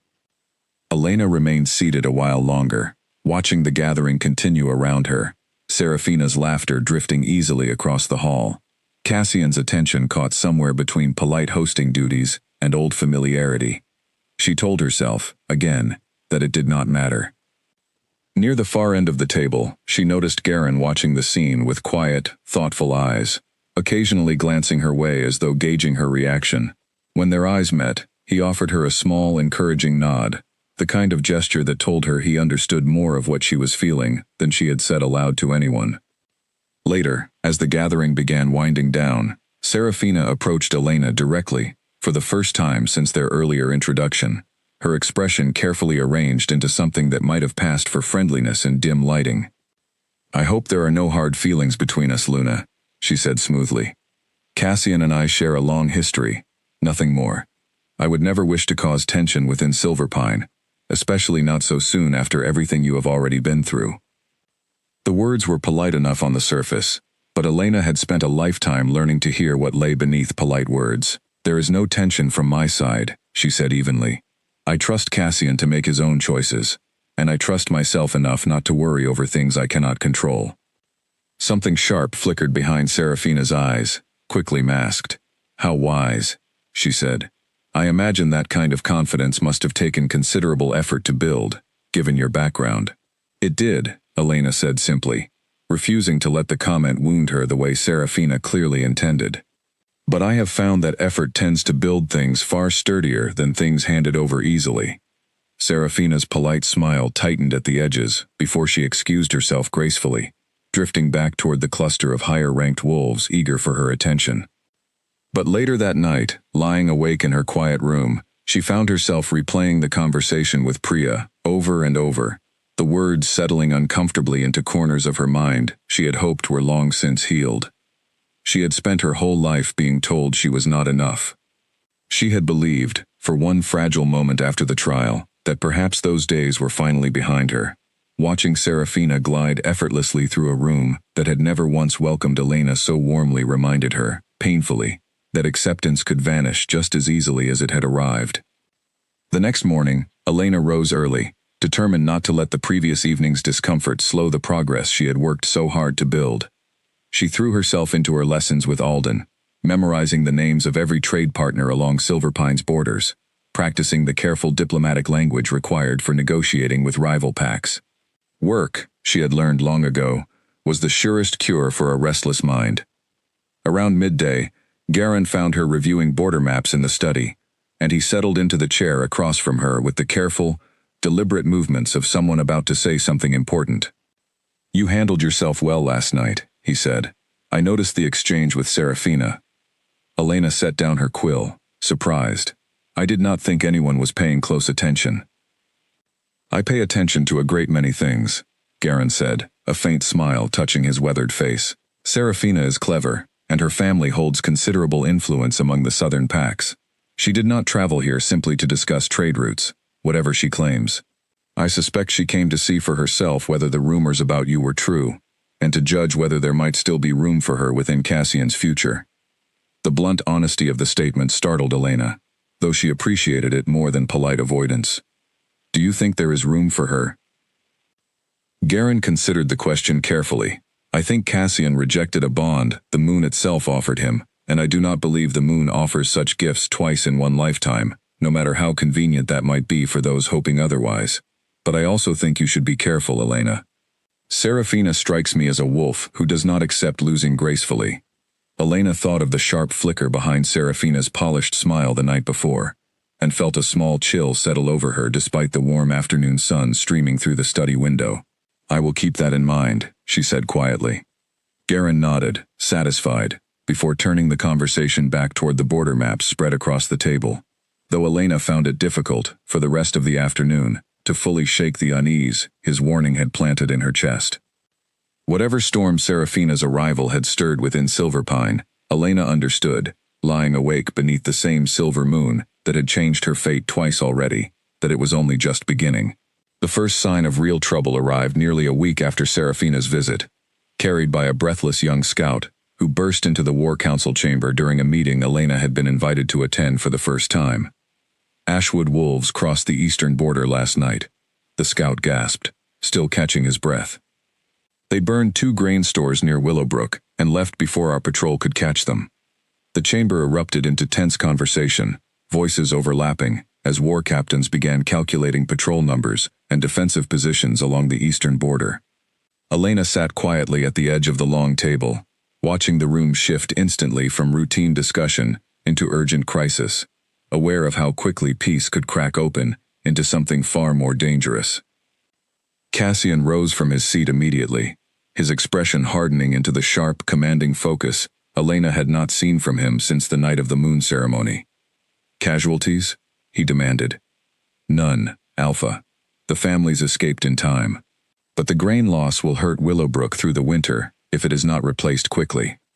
Cassian turned to his war captains, already issuing orders, organizing patrols to reinforce the eastern border, arranging for grain shipments to be redirected toward Willowbrook from Silverpine's central stores. Elena watched, quietly absorbing everything, aware that this was a side of Cassian she had not yet witnessed, decisive and controlled, even under sudden pressure. "Luna," Garin said quietly beside her, "this is exactly the kind of moment where your role will begin to matter beyond ceremony. The families affected by this raid will need reassurance, not just resources. They will need to see that Silverpine's leadership, all of it, stands united behind them." Elena nodded, understanding immediately. "I want to travel to Willowbrook myself," she said. "Today, if possible." Cassian glanced over at her, surprise flickering across his face before settling into something like approval. "That is not without risk. Ashwood wolves may still be nearby." "I understand the risk," Elena said. "But those families lost their food stores because of a conflict they had no part in creating. The least I can do is show them their Luna cares enough to see the damage herself." After a brief, tense discussion, it was agreed that Elena would travel to Willowbrook, accompanied by a small guard, with Cassian himself, insisting on joining despite his war captain's concerns about leaving Silverpine's Central Command undefended for even a few hours. "I am not letting you ride into a border village that was attacked less than a day ago without me," he said simply, in a tone that left little room for argument. Percival raised an objection from across the table, his expression tight with disapproval. "Alpha, this is exactly the kind of impulsive decision that puts the whole pack at risk. If Ashwood scouts are still watching that border, you would be walking directly into a trap, and taking our new Luna along with you." "I appreciate the concern, Percival," Cassian said evenly, "but I will not send my people to comfort a grieving village, while I remain safely behind these walls. Leadership means showing up when it is hardest, not only when it is convenient." Garen nodded slowly in agreement. "The Alpha is right, and frankly, I believe Elena's presence there will do more good than any grain shipment alone. The families of Willowbrook need to see that this pack's leadership, old and new alike, has not forgotten them." Percival did not look fully convinced, but he said nothing further, merely pressing his lips into a thin line as the meeting moved forward with preparations for the journey. The journey to Willowbrook took most of the afternoon, winding through dense forest paths Elena had never traveled before. She rode alongside Cassian in comfortable, watchful silence, both of them alert to every rustle of leaves, every distant call of birds that might signal something more dangerous moving through the trees. Willowbrook, when they finally arrived, looked exactly as devastating as the scout's report had suggested. 2 blackened grain stores stood at the edge of the village, still smoking faintly, surrounded by anxious families gathering whatever salvageable supplies remained. Children clung to their parents' legs, eyes wide with lingering fear from the previous night's chaos. Elena dismounted quickly, moving toward the nearest family without hesitation, kneeling down to speak gently with a young mother clutching a toddler against her hip. "I am so sorry for what happened here," Elena said softly. "I want you to know that Silverpine will not let your family go hungry this winter. Grain shipments are already being arranged, and I will personally ensure they arrive before the week is out." The woman's eyes filled with tears, though she managed a shaky, grateful smile. "Thank you, Luna. We heard the stories about the throne, but I admit, I did not think we would ever see the new Luna out here herself. I wanted to see the damage with my own eyes," Elena said, "and I wanted you to know that you are not forgotten, even out here at the edge of our territory." Word of Elena's presence spread quickly through the small village, and soon families were approaching her directly, sharing their fears, their losses, their hopes for the future. She listened to each of them carefully, taking mental notes of specific needs, promising concrete help rather than vague reassurances.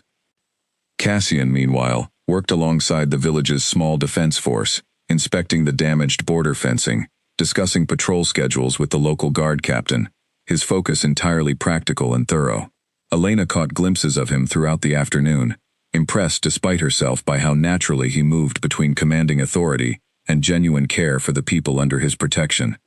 She spent nearly an hour helping a family sort through the ashes of their grain store, salvaging what little remained, promising them a place among the first shipments once new supplies arrived from Silverpine's central stores. A young boy, no older than 8, tugged at her sleeve at one point, staring up at her with wide, curious eyes. "Are you really the Luna the throne chose?" he asked. "My friend said an Omega could never really be Luna, but my mother said you came all this way just to see us." Elena knelt down to meet his eyes properly. "I am the Luna the throne chose," she said gently, "and I think your mother is right. I wanted to see this place myself, and to meet the people who live here, because you all matter just as much as anyone living inside Silverpine's main walls." The boy considered this seriously for a moment, before breaking into a small, relieved smile. "I am glad the throne picked someone who actually cares," he said, before scampering off toward his mother, leaving Elena with an unexpected warmth blooming in her chest, despite the day's heavy circumstances. Not every villager greeted her so easily. A few older wolves watched her from a cautious distance, clearly unconvinced that an Omega could offer any meaningful help, their arms crossed, their expressions guarded. Elena did not force herself upon them, choosing instead to let her actions speak louder than any attempt at persuasion, quietly helping wherever help was needed, trusting that trust, like everything else worth having, would need to be earned slowly. As the sun began sinking lower, casting long shadows across the scorched grain stores, an elderly man approached Elena, leaning heavily on a carved wooden cane. "Luna, "May I speak with you?" he asked, his voice weathered with age but steady. "Of course," Elena said, turning her full attention toward him. "My name is Bertram. I have lived at this border village longer than most anyone here can remember. I remember stories about the sacred throne from when I was just a boy, stories my grandmother used to tell me about the old Luna Celine." Elena's interest sharpened immediately. "What kind of stories?" Bertram's eyes grew distant, as though reaching back through many decades of memory. "My grandmother said Celine was not born into her power. She said Celine came from a bloodline thought lost even in her own time. Wolves scattered across many territories after some ancient conflict none of the old stories fully explain. She said the throne would only ever glow for someone carrying that same lost blood, no matter how many generations passed." Elena's heart began beating faster. "Do you know anything more about that bloodline? Where it came from, or why it scattered?" Bertram shook his head slowly. "Only fragments, I am afraid. My grandmother spoke of a symbol, a mark some of that bloodline carried, though I never saw it myself. She said it looked like two crescent moons facing each other, joined at their points." Elena felt a strange, cold shiver run down her spine. She had a small, faint birthmark on her left shoulder blade, one she had carried her entire life without much thought, shaped exactly as Bertram now described. She said nothing about it, not yet, uncertain what such a revelation might mean, or who she could safely trust with it. But the information settled deep inside her, a new thread in the growing mystery of who she truly was, and why the throne had chosen her above every other wolf in Silverpine's long history. "Thank you, Bertram," she said finally. "That story means more to me than you know." The old man studied her for a long moment, something knowing flickering in his tired eyes. "I suspected it might, Luna. Some truths have a way of finding their way home eventually, however long the journey takes. Bertram, may I ask why you remember this story so clearly, when so many others in the pack seem to have forgotten it entirely?" Elena asked. Bertram chuckled softly, a dry, rasping sound. "Villages at the border remember things differently than those living safely behind Silverpine's central walls. Out here, we depend on old stories to explain the things we cannot otherwise understand, the strange happenings, the unexplained blessings, the occasional wolf pup born with gifts no one can quite account for. My grandmother always said the old bloodline was not truly gone, only scattered and hidden, waiting for the right moment to return. She used to say that when it finally did return, the whole pack would know it, because the throne itself would announce it to everyone." Elena felt a chill move through her, despite the warm evening air. "She sounds like she was a wise woman." "She was," Bertram agreed, his eyes growing distant with fond memory. "She passed many years ago now, but I think she would have been glad to see this day, whatever it truly means for you, and for all of us." He reached out and patted Elena's hand gently, before shuffling back toward his modest home, at the edge of the village, leaving her standing alone, with thoughts that felt suddenly far too large for the quiet evening settling around her. As dusk settled fully over Willowbrook, Cassian found Elena standing near the edge of the village, staring out at the darkening tree line where Ashwood's border lay somewhere beyond sight. "We should head back before it grows fully dark," he said gently. "The forest paths are dangerous enough in daylight." Elena nodded, though her mind remained tangled in Bertram's story, in the strange coincidence of the birthmark she had never once thought to question. "Cassian," she said suddenly, "have you ever heard stories about a lost bloodline connected to the sacred throne? Something about a symbol of two crescent moons?" Cassian's brow furrowed in thought. "I have heard fragments over the years, mostly dismissed as old superstition. Why do you ask?" Elena hesitated, then made a decision, pulling back the collar of her tunic just enough to reveal the small birthmark on her shoulder. Cassian's eyes widened as he studied the faint mark. Two crescent shapes curved toward each other, exactly as Bertram had described. "Where did that come from?" he asked quietly. "I have had it my whole life," Elena said. "I never thought much of it until today." Cassian stared at the mark a moment longer before meeting her eyes, something serious and searching in his expression. "If that mark truly connects to the old bloodline stories, this changes far more than anyone realizes.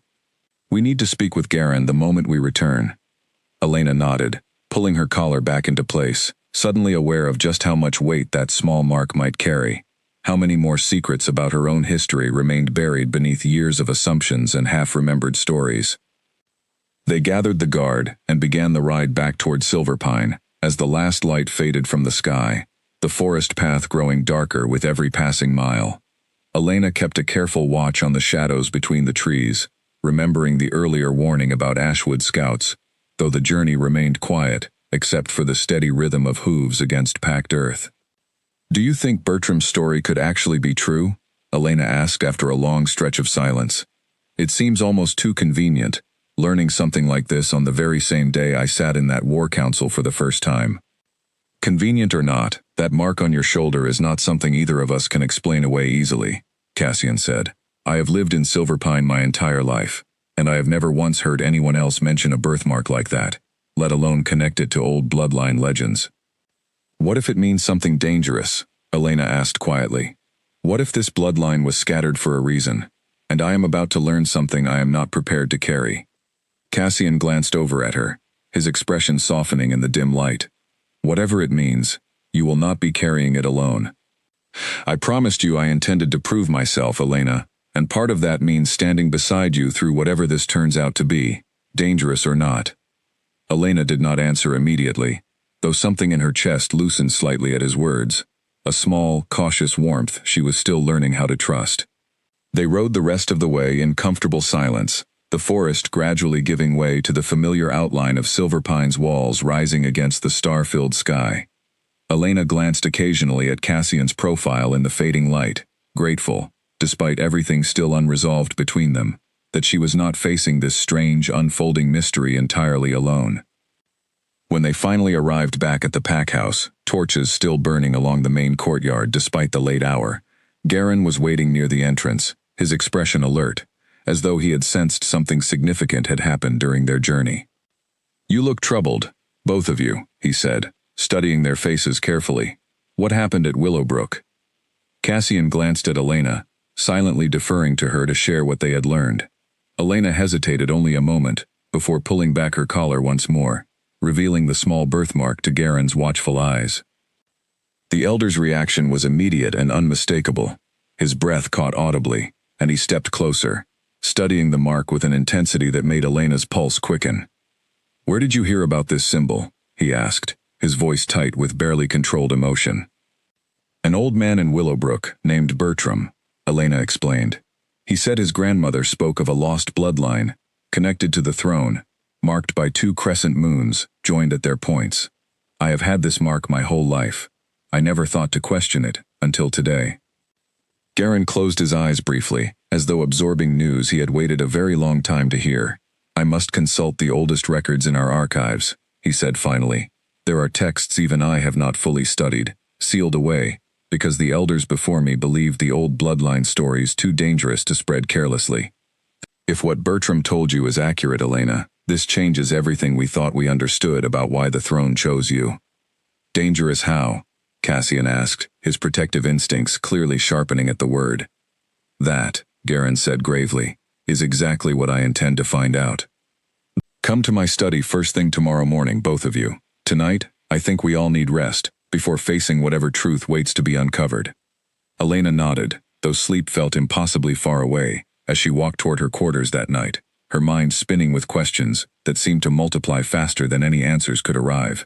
Whatever her bloodline truly was, whatever ancient story had led her, against every odd, to the sacred Luna throne, Elena understood now that her past held far more answers than she had ever imagined, buried just beneath the surface, waiting patiently to be uncovered. Garin's study looked different in the early morning light, shadows stretching long across shelves, crowded with ancient scrolls and leather-bound books that had clearly not been disturbed in years. Elena arrived just after sunrise, finding Cassian already there, standing near a table covered with fragile parchment pages spread out in careful rows. "I did not sleep much," Garin admitted, dark circles visible beneath his eyes. "I spent the night searching through records most of Silverpine has forgotten even exist."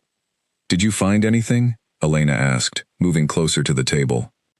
Garin gestured for her to sit, then began carefully turning through the oldest pages, his weathered fingers handling them with practiced gentleness.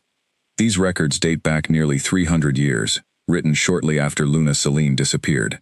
According to this account, Celine was not born within Silverpine at all. She arrived here as a young woman, alone, claiming to be the last surviving member of a bloodline called the Moonborn, wolves said to carry an unusually strong connection to the moon itself, capable of sensing truth, calming conflict, and in rare cases, healing wounds that would otherwise prove fatal. Elena's breath caught. What happened to the rest of that bloodline? The records are incomplete, Garen admitted, frustration evident in his voice. But this passage suggests the Moonborn were hunted, generations before Celine's time, by wolves who feared their growing influence over neighboring packs. Whole family lines were destroyed. Those who survived scattered across the region, hiding their heritage, marrying into ordinary pack families, allowing the Moonborn bloodline to fade quietly into obscurity, rather than risk further persecution. Cassian frowned. Hunted by whom? Garen turned to another page, this one more damaged than the others. Ink faded, nearly to illegibility in places. The records name no single pack directly, though there are hints throughout these pages, suggesting the persecution was widespread, carried out by multiple territories acting together, threatened by the idea of any bloodline capable of uniting wolves beyond traditional pack boundaries. Elena absorbed this information slowly, pieces of her own life beginning to rearrange themselves in her mind. Do you think that is why my parents disappeared when I was so young? Because they carried this bloodline too? Garen's expression grew gentle, almost sorrowful. I cannot say for certain, Elena. The records here end with Celine's disappearance, offering no clear account of what became of her line afterward, if any of it survived at all. But given the mark on your shoulder, given the throne's reaction to your presence, I find it difficult to believe this is simple coincidence. The weight of the revelation settled heavily over the room. Elena thought of her childhood, moved from house to house, never fully belonging anywhere, always treated as somehow different from the other pack children, despite no one ever explaining exactly why. Had someone known, all along, what she truly carried within her, and simply chosen never to speak of it? There is something else, Garen said, turning to a final page, more brittle than the others, its edges crumbling slightly beneath his careful touch. This passage describes a ritual the Moonborn were said to perform beneath a full moon, something called the Binding of Light. It claims that when a true Moonborn heir comes into her full power, the moon itself will mark the occasion with a visible sign, visible not just to the pack but to any wolf watching the sky that night, regardless of distance. What kind of sign? Elena asked. The text is frustratingly vague, Garen admitted. It mentions only a great illumination, brighter than any ordinary full moon, said to be seen even by packs many days' travel away. If such a sign were to occur, Elena, it would announce your heritage to every territory within a considerable distance, whether we intended it or not. Cassian's jaw tightened. Then we need to understand what triggers this binding of light, and make certain it does not happen before we know how to protect her when it does. Agreed, Garen said, though the records suggest it is not something that can be triggered deliberately. It happens, according to this passage, when the heir's power reaches its natural peak, usually tied to some moment of great emotional significance. Elena felt a chill move through her, wondering what kind of moment might qualify as significant enough to trigger such an event, and whether she had any control at all over when or how it might occur. If this bloodline is truly connected to the throne, Cassian said slowly, working through the implications aloud, and if word of Elena's heritage spreads beyond Silverpine's walls, could that put her in danger? If the old persecution Garen mentioned was widespread enough to nearly wipe out an entire bloodline once before, what is to stop the same thing from happening again? Garen's expression darkened. That is precisely why I believe we must proceed with great caution. These records have remained hidden for good reason. If the wrong wolves learn that a Moonborn heir has resurfaced after all this time, particularly one already carrying the authority of a confirmed Luna, the consequences could reach far beyond Silverpine's borders. Elena felt a cold weight settle in her stomach. She had already survived Seraphina's veiled hostility, Percival's open suspicion, years of cruelty from wolves who saw her as beneath their notice. The idea that entire packs, ancient and powerful, might have once hunted wolves simply for carrying blood like hers, was a danger she had never imagined needing to consider. "What do we do?" she asked quietly. "For now," We keep this knowledge contained to this room, Garen said firmly. I will continue searching for more complete records, hoping to understand exactly what abilities the Moonborn bloodline carries, and what dangers might still be watching for its return. In the meantime, Elena, I want you to pay close attention to anything unusual you notice within yourself, any instinct or sensation that feels beyond ordinary. If Celine could sense truth and calm conflict, it is possible you carry similar gifts, even if you have not yet learned to recognize them. Elena nodded, though the instruction felt overwhelming. One more impossible task added to an already impossible list of new responsibilities. She had barely adjusted to being Luna. Now she was expected to somehow uncover ancient abilities, buried within a bloodline she had not even known existed until the day before. Over the following days, Elena found herself paying closer attention to her own reactions in ways she never had before. During a dispute between two feuding families over grazing rights, she noticed an unusual clarity settle over her as each side presented their case, an ability to sense, almost instinctively, which details rang true and which had been exaggerated or reshaped to favor one side's position. She resolved the dispute quickly and fairly, both families leaving satisfied in a way that surprised even Alden, who had expected the negotiation to stretch across several more meetings. You have a gift for this, Alden told her afterward, genuine admiration in his voice. I have watched elders far more experienced struggle with disputes far simpler than that one. Elena said nothing about Garen's theory, though she wondered, quietly, whether this new clarity was simply growing confidence, or something deeper stirring awake inside her, exactly as the old records suggested it might. A few days later, a heated argument broke out among the younger warriors during training, escalating quickly from friendly competition into genuine anger.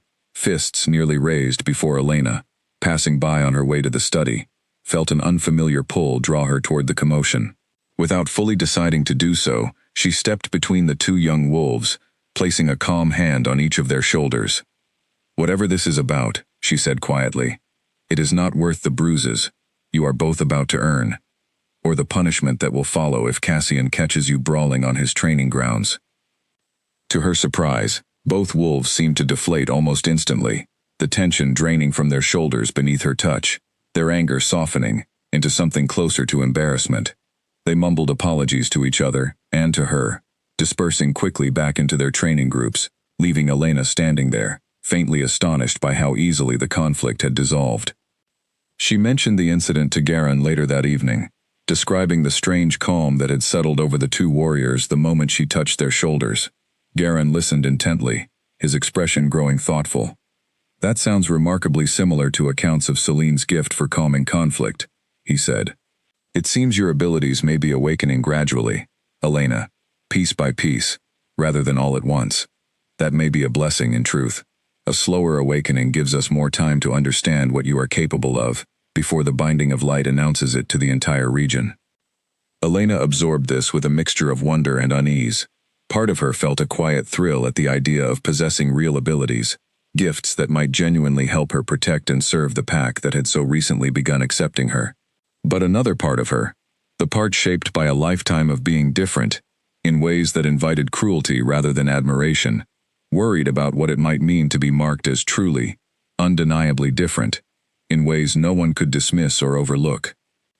Meanwhile, Serafina lingered at Silverpine far longer than her original visit had suggested, her trade discussions with Cassian's advisors stretching on with what Elena increasingly suspected was deliberate delay. She caught Serafina watching her more than once from across crowded rooms, calculating and cool, and something about those observant glances left Elena uneasy in a way she could not quite name.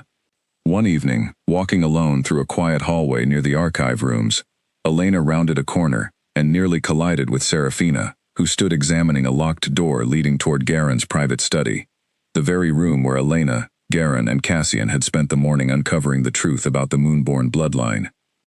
Serafina, Elena said, careful to keep her voice neutral. This area is restricted to Elder Council business. Serafina's expression smoothed instantly into practiced innocence. My apologies, Luna. I must have taken a wrong turn. This pack house is quite large, and I am still learning my way around. Elena did not believe her for a moment, but she said nothing further, simply watching as Serafina offered a polite nod, and continued down the hallway, her golden hair catching the dim torchlight as she disappeared around the corner. Elena stood there a long moment after Serafina had gone, an uneasy certainty settling over her that the other woman's presence at Silverpine had very little to do with trade agreements, and everything to do with something far more calculated, something Elena was only just beginning to suspect might connect directly to the secret she, Garen, and Cassian had so carefully agreed to protect. She resolved to speak with Garen first thing the following morning. Whatever Serafina was truly searching for within Silverpine's walls, Elena intended to uncover the truth before it uncovered something far more dangerous first. Garen listened carefully the next morning, as Elena described finding Serafina near the locked archive door, his expression growing more troubled with every detail. "That door leads directly to the room where the oldest Moonborn records are kept," he said grimly. "If she was attempting to access it, either she already suspects something about your heritage, or she is searching for information about Silverpine's vulnerabilities for entirely different reasons." "Could it be both?" Cassian asked, arriving partway through the conversation, his expression tight with concern. "It is possible," Garen admitted. "I have always found Serafina's extended visit unusual, even before this incident. Trade negotiations of this scale rarely require someone of her rank to remain personally involved for weeks at a time. I believe it is time we learned exactly why she has truly stayed so long." That afternoon, Garen quietly assigned 2 trusted guards to monitor Serafina's movements throughout the pack house, careful not to raise suspicion. Elena, meanwhile, found herself watching Serafina more closely during shared meals and council gatherings, noting small details she had previously overlooked. The way Serafina's questions during trade discussions occasionally veered toward topics unrelated to commerce, subtle inquiries about Silverpine's defensive strength, about Cassian's relationship with the Ashwood territory, about the exact nature of the throne's selection process. 3 days later, one of Garen's guards approached him with troubling news. Serafina had been seen meeting privately, late at night, with a traveling merchant whose caravan had arrived at Silverpine's outer gates the previous evening, ostensibly to sell fine cloth and spices. The guard reported overhearing fragments of their conversation before being forced to retreat, catching only a few words, but words that immediately set Garen on edge. The guard heard the name Ashwood mentioned, Garen told Elena and Cassian later that evening, gathered once again in his private study, and something about a message needing to reach someone called the Hollow before the next full moon. Cassian's expression darkened considerably. Serafina's family has never been openly allied with Ashwood, but they have maintained careful neutrality for years, trading with both sides of the growing conflict. If she is passing information to Ashwood now, under the guise of a simple trade visit, that would explain both her extended stay and her interest in accessing our archives. But why would she risk her family's careful neutrality? Elena asked. What would she gain by helping Ashwood against Silverpine? Garen considered the question thoughtfully. Perhaps she believes Ashwood is destined to win this coming conflict, and wishes to secure favor with the stronger side before hostilities fully erupt. Or perhaps, he added, glancing meaningfully at Elena, she has learned something about your heritage, Elena, and believes that information alone is valuable enough to sell, regardless of which side ultimately wins the larger conflict. The thought settled uncomfortably over the room. If Serafina had somehow discovered the truth about the Moonborn bloodline and was preparing to sell that knowledge to Silverpine's enemies, the danger extended far beyond simple political maneuvering.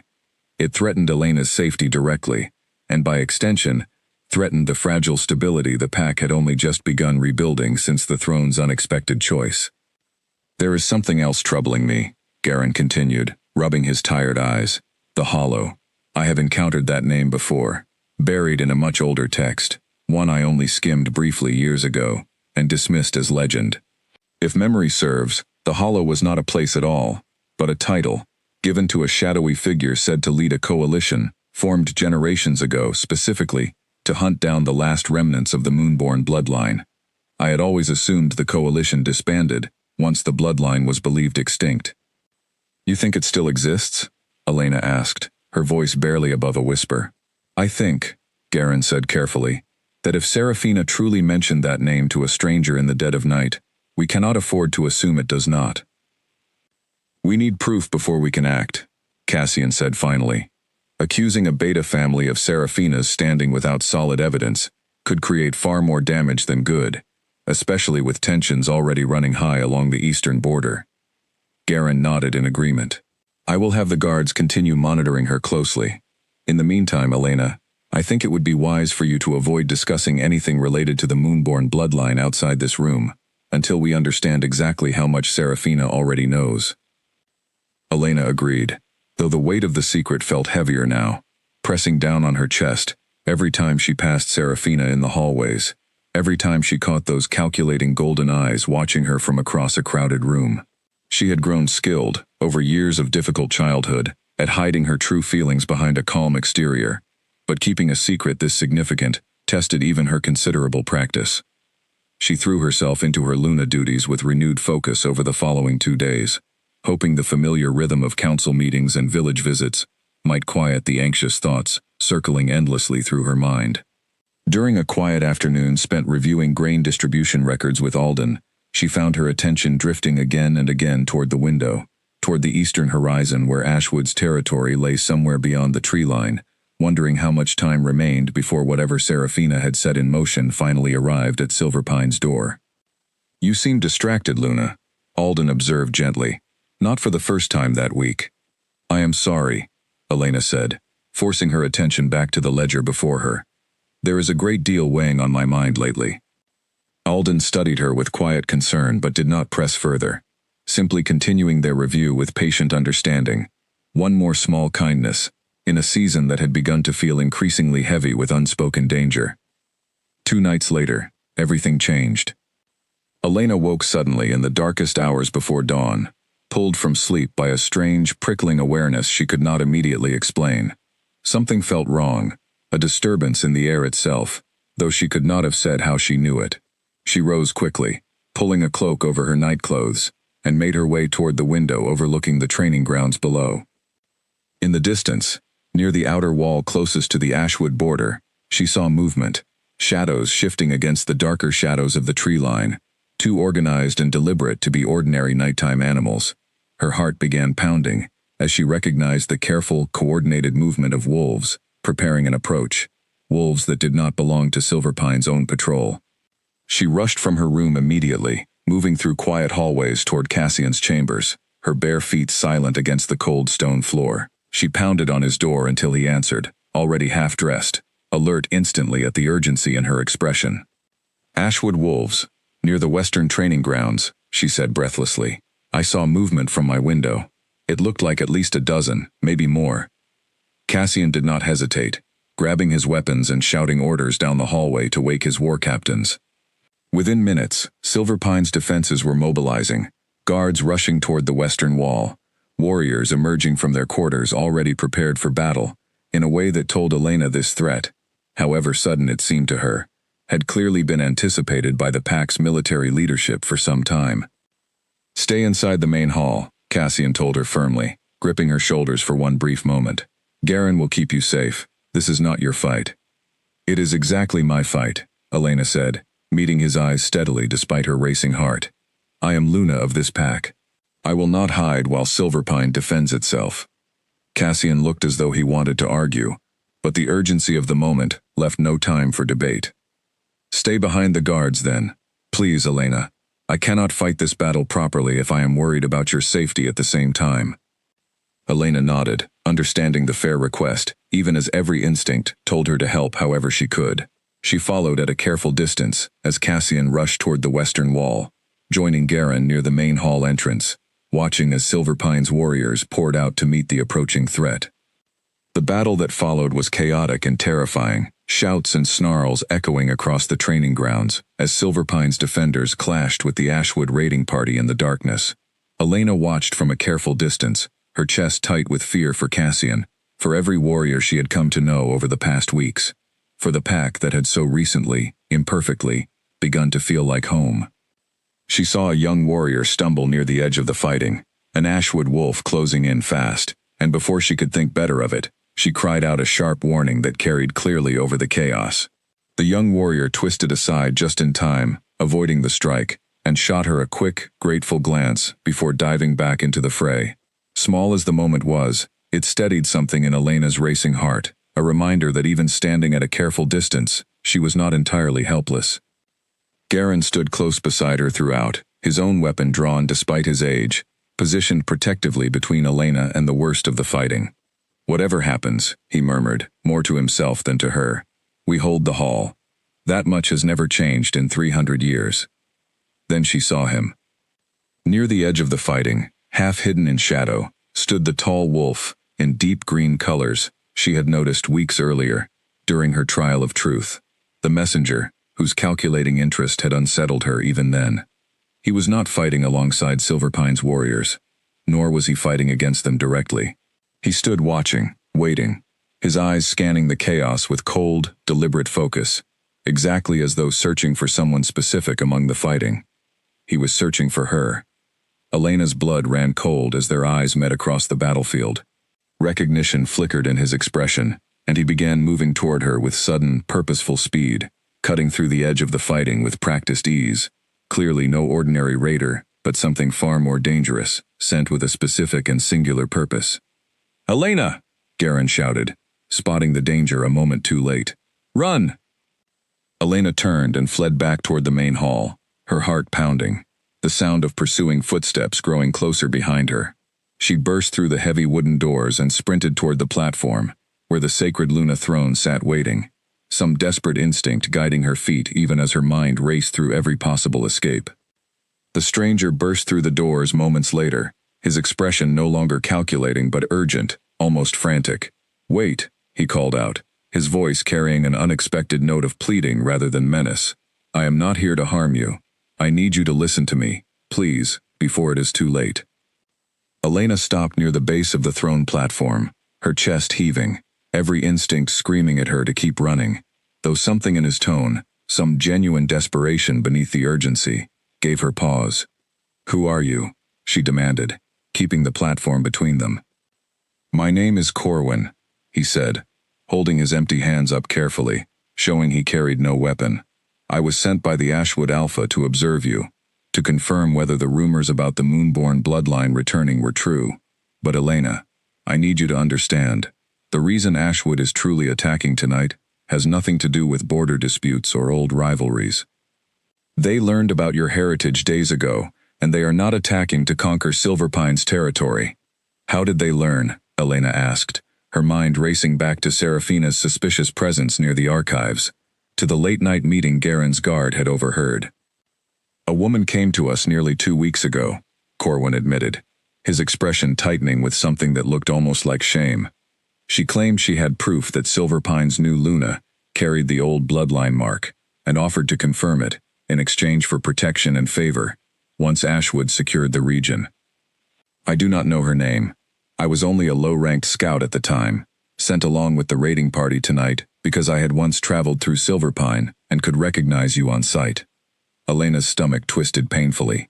Whatever doubts had lingered about Seraphina's true intentions, this confirmed them beyond question. "And now, why are you here, inside this hall, telling me all of this, instead of fighting alongside your own pack?" Corwin's expression grew grave, his voice dropping low with urgency. "Because I did not sign on to help hunt down a wolf for slaughter, Elena. When my alpha explained what capturing you would truly mean, I understood this was never about territory or grain stores. There are wolves beyond Ashwood, older and more dangerous than any pack rivalry you have witnessed, who have spent centuries hunting for any sign that the Moonborn bloodline survived. If they discover what you truly are, before you understand your own strength, I fear what they intend to do with you will be far worse than anything Silverpine has faced so far." "What do they intend?" Elena asked, though some instinct already told her she did not want the answer. "The old stories say the Moonborn gift, fully awakened, can be extracted," Corwin said quietly. "Torn from the body of the one who carries it, and bound into an object, a weapon, a relic. Anything the ones called the Hollow believe could be controlled and used, rather than simply respected. It is why the original bloodline was hunted to near extinction in the first place. Not out of fear alone, Elena, out of greed for what your gift, taken by force, could become in the wrong hands." The sound of fighting continued outside, closer now, and somewhere beyond the heavy doors, Elena heard Cassian's voice, sharp with urgency, calling her name. "Why should I believe you?" Elena asked, even as some deep instinct, the same clarity Garen had suggested might be part of her awakening gift, told her that Corwin's words carried no trace of deception. "You do not have to believe me blindly," Corwin said, "but ask yourself why a scout would abandon his own raiding party in the middle of battle to warn an enemy Luna, if not because the truth mattered more to him than his own safety." Elena studied him a long moment, weighing his words against the strange, steady certainty settling in her chest, the same instinct that had guided her fairly through the grazing dispute weeks earlier. Whatever else Corwin might be hiding, she did not sense deception in this. Whatever truth Corwin carried, whatever danger truly stood behind Ashwood's sudden aggression, Elena understood, standing trembling before the glowing throne that had changed her entire life only weeks before, that the greatest test of her destiny had only just begun. The doors burst open before Elena could respond further, Cassian rushing inside with 2 guards close behind him, his eyes wild with fear until they landed on her, safe and unharmed near the throne platform. His gaze snapped immediately to Corwin, and his stance shifted instantly into readiness for a fight. "Step away from her," he growled. "Cassian." "Wait," Elena said quickly, raising a hand. "He is not here to hurt me. He came to warn me. Ashwood was never attacking for territory tonight. They came for me, because of the Moonborn bloodline, and Seraphina is the one who told them." Cassian's expression flickered through disbelief, then fury, then something like devastated understanding, all within the span of a few seconds. "Seraphina," he repeated, the name tasting bitter in his mouth. Outside, the sounds of fighting were beginning to quiet, and moments later, one of Silverpine's war captains appeared at the doorway, breathless. "Alpha, the raiders are retreating. We have driven them back across the border, though we suffered losses. Several warriors are injured, none fatally, as far as we can tell." Cassian nodded grimly, though his attention remained fixed on Corwin. "Why would you betray your own Alpha's orders to warn an enemy?" "Because what your Alpha, my Alpha, was truly serving was not Ashwood's interest, but the interest of something far older and darker than pack rivalry," Corwin said steadily. "I would rather live as a traitor to a cause I no longer believe in than help deliver an innocent woman into the hands of the Hollow." Garen, who had followed close behind Cassian, stepped forward at the mention of that name, his face pale. "You know of the Hollow directly?" "I know enough," Corwin said. "Enough to understand that whatever quarrel exists between Silverpine and Ashwood over land and grain will look like nothing compared to what comes next, if the Hollow learns for certain that Elena's power has fully returned to the world." The gathered group fell into a heavy, uneasy silence, broken finally by Cassian's low, controlled voice. "We need to find Seraphina, immediately." But when Silverpine's guards searched the pack house, room by room, Seraphina was nowhere to be found. Her quarters stood empty, her belongings hastily packed and gone, and the stable master reported that a rider matching her description had left through the southern gate, hours before the attack even began, claiming urgent business had called her family away without warning. "She knew the attack was coming," Garen said grimly, once the search concluded. "She left before the fighting even started, once her part in this was complete." Elena felt a bitter mixture of anger, and something almost like relief, settle over her. Seraphina's betrayal explained so much, the strange questions during trade discussions, the late-night meeting with the merchant, the calculating way she had always watched Elena from across crowded rooms, and yet the confirmation of it still stung, another reminder of how easily people were willing to use her, to sell her safety for their own advancement. Priya, of all people, sought Elena out the following morning, finding her near the training grounds where the wounded were still being tended. Her expression carried none of its usual sharpness, replaced instead by something almost sheepish. "I heard what Seraphina did," Priya said, twisting her hands together nervously. "I want you to know, I had no part in it. I know I have not always treated you kindly, Luna, but selling someone to their enemies is a different matter entirely, and I am ashamed to have ever spoken so carelessly about you in front of her." Elena studied her for a long moment, remembering every sharp comment, every mocking smile Priya had offered over the years, and in the weeks since the trial. "I appreciate you telling me that," she said finally, choosing honesty over easy forgiveness. "I cannot say we are friends, Priya. But I do not believe you deserve blame for Seraphina's choices, and I am glad you came to say this yourself, rather than staying silent." Priya nodded, some of the tension leaving her shoulders, before excusing herself quietly, leaving Elena with the strange, small satisfaction of watching old prejudices crack open, even slightly, under the weight of real danger. In the days that followed, Silverpine tended carefully to its wounded, buried the few losses suffered in the brief but brutal skirmish, and began reinforcing its eastern and southern borders against further incursions. Corwin remained at Silverpine as well, under careful watch but no longer treated as a prisoner, his knowledge of Ashwood's inner workings and the shadowy coalition called the Hollow, proving valuable as Cassian and Garen worked to understand exactly what threat now loomed over the pack. Elena spent long hours in council with Garen and Cassian, piecing together fragments of information from Corwin's testimony and the old archive records, slowly building a clearer picture of the danger ahead. The Hollow, it seemed, operated not as a single pack, but as a network spread across many territories, wolves, bound together by old fear and older greed, patient enough to wait generations for any sign that the Moonborn bloodline had returned. If Serafina already confirmed your identity to Ashwood, Garen said during one such meeting, we must assume that information has already begun spreading toward the Hollow's wider network. We cannot undo what has already happened, but we can prepare Silverpine, and prepare you, Elena, for whatever comes next.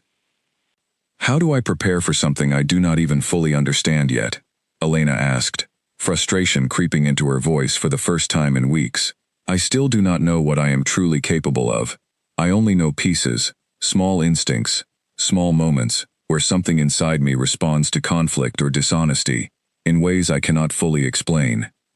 Then perhaps it is time we sought guidance beyond these walls, Garen said thoughtfully. There are old wandering healers, scattered across the region, said to carry fragments of knowledge about bloodlines like yours, passed down through generations of oral tradition, rather than written record. I know of one such healer, an elderly woman named Yara, who lives in the hill country 2 days' journey from here. If anyone might help you understand your gift more fully, it may be her. Cassian frowned. Sending Elena on a journey that far from Silverpine's protection, especially now, seems dangerous. Staying here, waiting helplessly for the Hollow to make its next move, seems equally dangerous, Garen countered. I believe Elena deserves the chance to understand her own strength, rather than remaining a mystery, even to herself, while enemies plan around her in the dark. Elena listened to the exchange carefully, something settling firmly within her the longer she considered it. I want to go, she said finally. Garen is right. I cannot keep hiding behind Silverpine's walls, hoping the danger simply passes by. If there is a way to understand what I truly am, I need to find it, for my own sake, and for the pack's safety both. There is one more matter to settle before you leave, Garen added, turning to Corwin, who had remained quietly near the back of the room throughout the discussion. What will you do now? You cannot safely return to Ashwood after tonight, not after warning Silverpine's Luna against your own Alpha's orders. Corwin considered the question seriously. I would ask to remain here, if Silverpine will have me. I have no home left to return to, and I would rather spend whatever strength I have helping to guard against the Hollow than wandering without purpose. Cassian studied him carefully before nodding. You will be watched closely at first, but you have earned the chance to prove your loyalty. Silverpine does not turn away those willing to stand against a danger this large. Corwin bowed his head gratefully, and Elena felt a small measure of comfort knowing that, whatever the coming journey held, at least one more ally now stood within Silverpine's walls, however uncertain his path here had begun. Cassian studied her for a long moment, clearly torn between his instinct to protect her and his growing respect for her determination. Then I am coming with you, he said finally. I will not send you into hill country with only a small guard, while a hostile network hunts for you. Garen can manage council matters here in my absence, and my war captains are more than capable of maintaining our borders for a few days. Elena felt a small, warm flicker of gratitude at his words, though she was careful not to let it show too openly. Their relationship remained a careful, evolving thing, built slowly through shared danger and quiet evenings on the balcony, neither of them rushing toward promises that had not yet been earned. Thank you, she said simply. That evening, before their departure was finalized, Elena found herself once again standing on the familiar balcony, overlooking the training grounds, the same place where she and Cassian had first begun building something tentative and real between them. Cassian joined her there not long after, leaning against the railing beside her in comfortable silence for a while before speaking. "I keep thinking about what would have happened if you had not seen those raiders from your window," he admitted quietly. "If Corwin had reached you before any of us realized the danger." "But I did see them," Elena said. "And Corwin chose to warn me rather than harm me. Dwelling on what might have happened will not help either of us prepare for what comes next." Cassian huffed a small, tired laugh. "You are far wiser than I was at your age, Elena. I spent my early years as alpha, making decisions from fear far more often than I would like to admit. The night I rejected you was simply the most public example of a pattern I am only now beginning to recognize in myself." Elena turned to study his profile in the moonlight, surprised by the vulnerability in his admission. "What changed?" "You did," Cassian said simply, meeting her eyes. "Watching you face every impossible thing thrown at you these past weeks. The trial, Serafina's betrayal, tonight's attack, all of it, without ever losing yourself in fear, the way I nearly lost myself that night in the courtyard. It has made me want to be someone steadier, someone worth the trust you have slowly begun placing in me." Elena did not answer right away, her chest tight with an emotion she was still learning how to name. The rejection still lived somewhere inside her, a wound that had scarred over but never fully vanished. Yet standing here now, listening to Cassian speak with such open honesty, she found herself believing, for the first time, that the man beside her tonight was genuinely different from the one who had spoken those cruel words weeks ago. "I am not ready to say everything is forgiven," she said finally.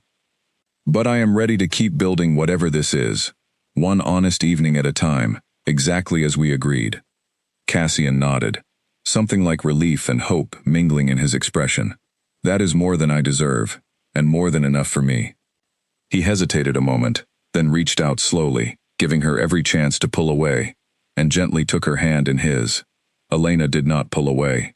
The warmth of his hand around hers felt different from the sharp, electric pull of the mate bond she had felt and lost weeks ago. Quieter, steadier, something built rather than simply given. "Whatever we find in the hill country," Cassian said softly, "whatever Yara can or cannot teach you about your gift, I want you to know that my place beside you is not conditional on any of it. Not on the throne's judgment, not on some ancient bloodline, not on anything, except who you have shown yourself to be these past weeks." Elena's throat tightened with emotion she had not expected to feel so suddenly. "That is the kindest thing anyone in this pack has ever said to me," she admitted quietly. "Then I intend to say kinder things more often," Cassian said, a small, genuine smile touching his face for the first time, in what felt like days. "You deserve to hear them." They stood together beneath the moon a while longer, the weight of the coming journey and the looming threat of the hollow settling quietly around them, neither able to predict what dangers or discoveries awaited in the hill country beyond Silverpine's borders, but both, for the first time in a long while, facing that uncertain future together rather than alone. The journey into the hill country took a full day and a half, the landscape gradually shifting from Silverpine's familiar forests into steeper, rockier terrain, dotted with wildflowers and scattered stands of pine. Elena rode beside Cassian, with Corwin and 2 trusted guards completing their small party, all of them watchful for any sign of pursuit, though the roads remained quiet throughout their travel. They found Yara's small cottage, nestled into a hillside, just as the sun began sinking on the second evening, smoke curling gently from its stone chimney, herbs and drying flowers hanging from the eaves in fragrant bundles. An old woman emerged from the doorway before they had even fully dismounted, her silver hair pulled back in a simple braid, her eyes sharp and knowing despite the deep lines etched across her weathered face. "I wondered when someone carrying that scent would finally find their way to my door," Yara said, studying Elena with an intensity that made her feel strangely exposed, as though the old woman could see far more than her outward appearance revealed. "You know why we have come?" Elena asked. "I know a moon-born heir stands before me for the first time in longer than I care to remember," Yara said simply. "Come inside, all of you. This is not a conversation for open doorways." The cottage interior was warm and cluttered, shelves lined with jars of dried herbs, bundles of unfamiliar roots, and small carved objects Elena did not recognize. Yara gestured for them to sit around a low wooden table, then settled herself across from Elena, studying her with the same unsettling intensity as before. "Show me the mark," she said. Elena pulled back her collar, revealing the birthmark that had started this entire journey of discovery. Yara leaned forward, studying it closely without touching it, murmuring something under her breath in a language Elena did not recognize. "Yes," Yara said finally, sitting back. "This is the mark of the old bloodline, unmistakable. Tell me, child, has your gift already begun to stir? Moments of unusual clarity, perhaps, or an ability to sense truth others might miss?" Elena nodded, describing the grazing dispute she had resolved so easily, the way the young warriors had calmed so quickly beneath her touch, the strange certainty she had felt reading Corwin's honesty, even in the chaos of battle. Yara listened carefully, nodding along as though confirming something she had long suspected. "Your gift is awakening exactly as it should, though slowly, gently, as it often does for those raised without knowledge of their heritage. Had you grown up knowing what you carried, trained deliberately from childhood, your power might have developed far more quickly. As it stands, your gift has been forced to find its own way forward, shaped by instinct rather than formal teaching." "Can you teach me now?" Elena asked. "Formally, I mean. Is there still time?" "There is always time to learn, though I cannot promise the process will be simple," Yara said. "The Moonborn gift is not merely about sensing truth or calming conflict, though those abilities are certainly part of it. At its fullest expression, it is about connection, the ability to bind wolves together across old divisions, to heal wounds, both physical and otherwise, to see clearly what others allow fear or prejudice to obscure. It is, in many ways, the opposite of everything that divides packs into rigid hierarchies of worth." Corwin, who had been listening quietly from a corner of the cottage, leaned forward. "Is that why the Hollow fears her so much? Because her gift threatens the very structure that gives them power over so many territories?" Yara turned her sharp gaze toward him. "You know more about the Hollow than most wolves your age should. How did a young scout come to understand so much about a coalition most packs dismiss as legend?" Corwin's expression grew shadowed. "My grandfather served them once, many years ago, before he grew disillusioned and fled with what remained of our family. He spoke of it rarely, and only in warnings, but I remember enough to know the danger is very real, and very patient." Yara nodded slowly, filing this information away with visible interest. "Then you understand better than most exactly what stands at risk here. Elena's gift, fully awakened and properly guided, could do more than simply help Silverpine settle disputes fairly. It could, in time, begin healing the deep divisions between territories that have kept this entire region locked in cycles of fear and conflict for generations. That is precisely the kind of change the Hollow has spent centuries working to prevent." Cassian, who had remained quiet throughout the exchange, finally spoke. "That sounds like exactly the kind of gift that would threaten those who benefit from keeping packs divided and hierarchical." Yara's sharp eyes turned toward him, something approving flickering in her expression. "You understand more than most alphas I have encountered, young wolf. Yes, that is precisely why the Moonborn were hunted so thoroughly, generations ago. A gift capable of uniting wolves beyond rank and territory threatened the very foundation of power, built on division and fear. The Hollow, if it does still exist as your scout friend suggests, would have every reason to fear Elena's fully awakened gift, and every reason to want it destroyed or captured before it could spread its influence." Elena absorbed this information slowly, feeling the true weight of her heritage settle over her, more fully than it ever had before. This was not simply about a throne choosing her, or a birthmark connecting her to old legends. It was about a fundamental threat to the way power had been structured and hoarded for generations, and she now stood at the center of that ancient conflict, whether she had ever asked for such a position or not. "How do I strengthen my gift safely?" she asked. "Without triggering this binding of light too soon, before I am ready to face whatever comes after?" Yara considered the question carefully.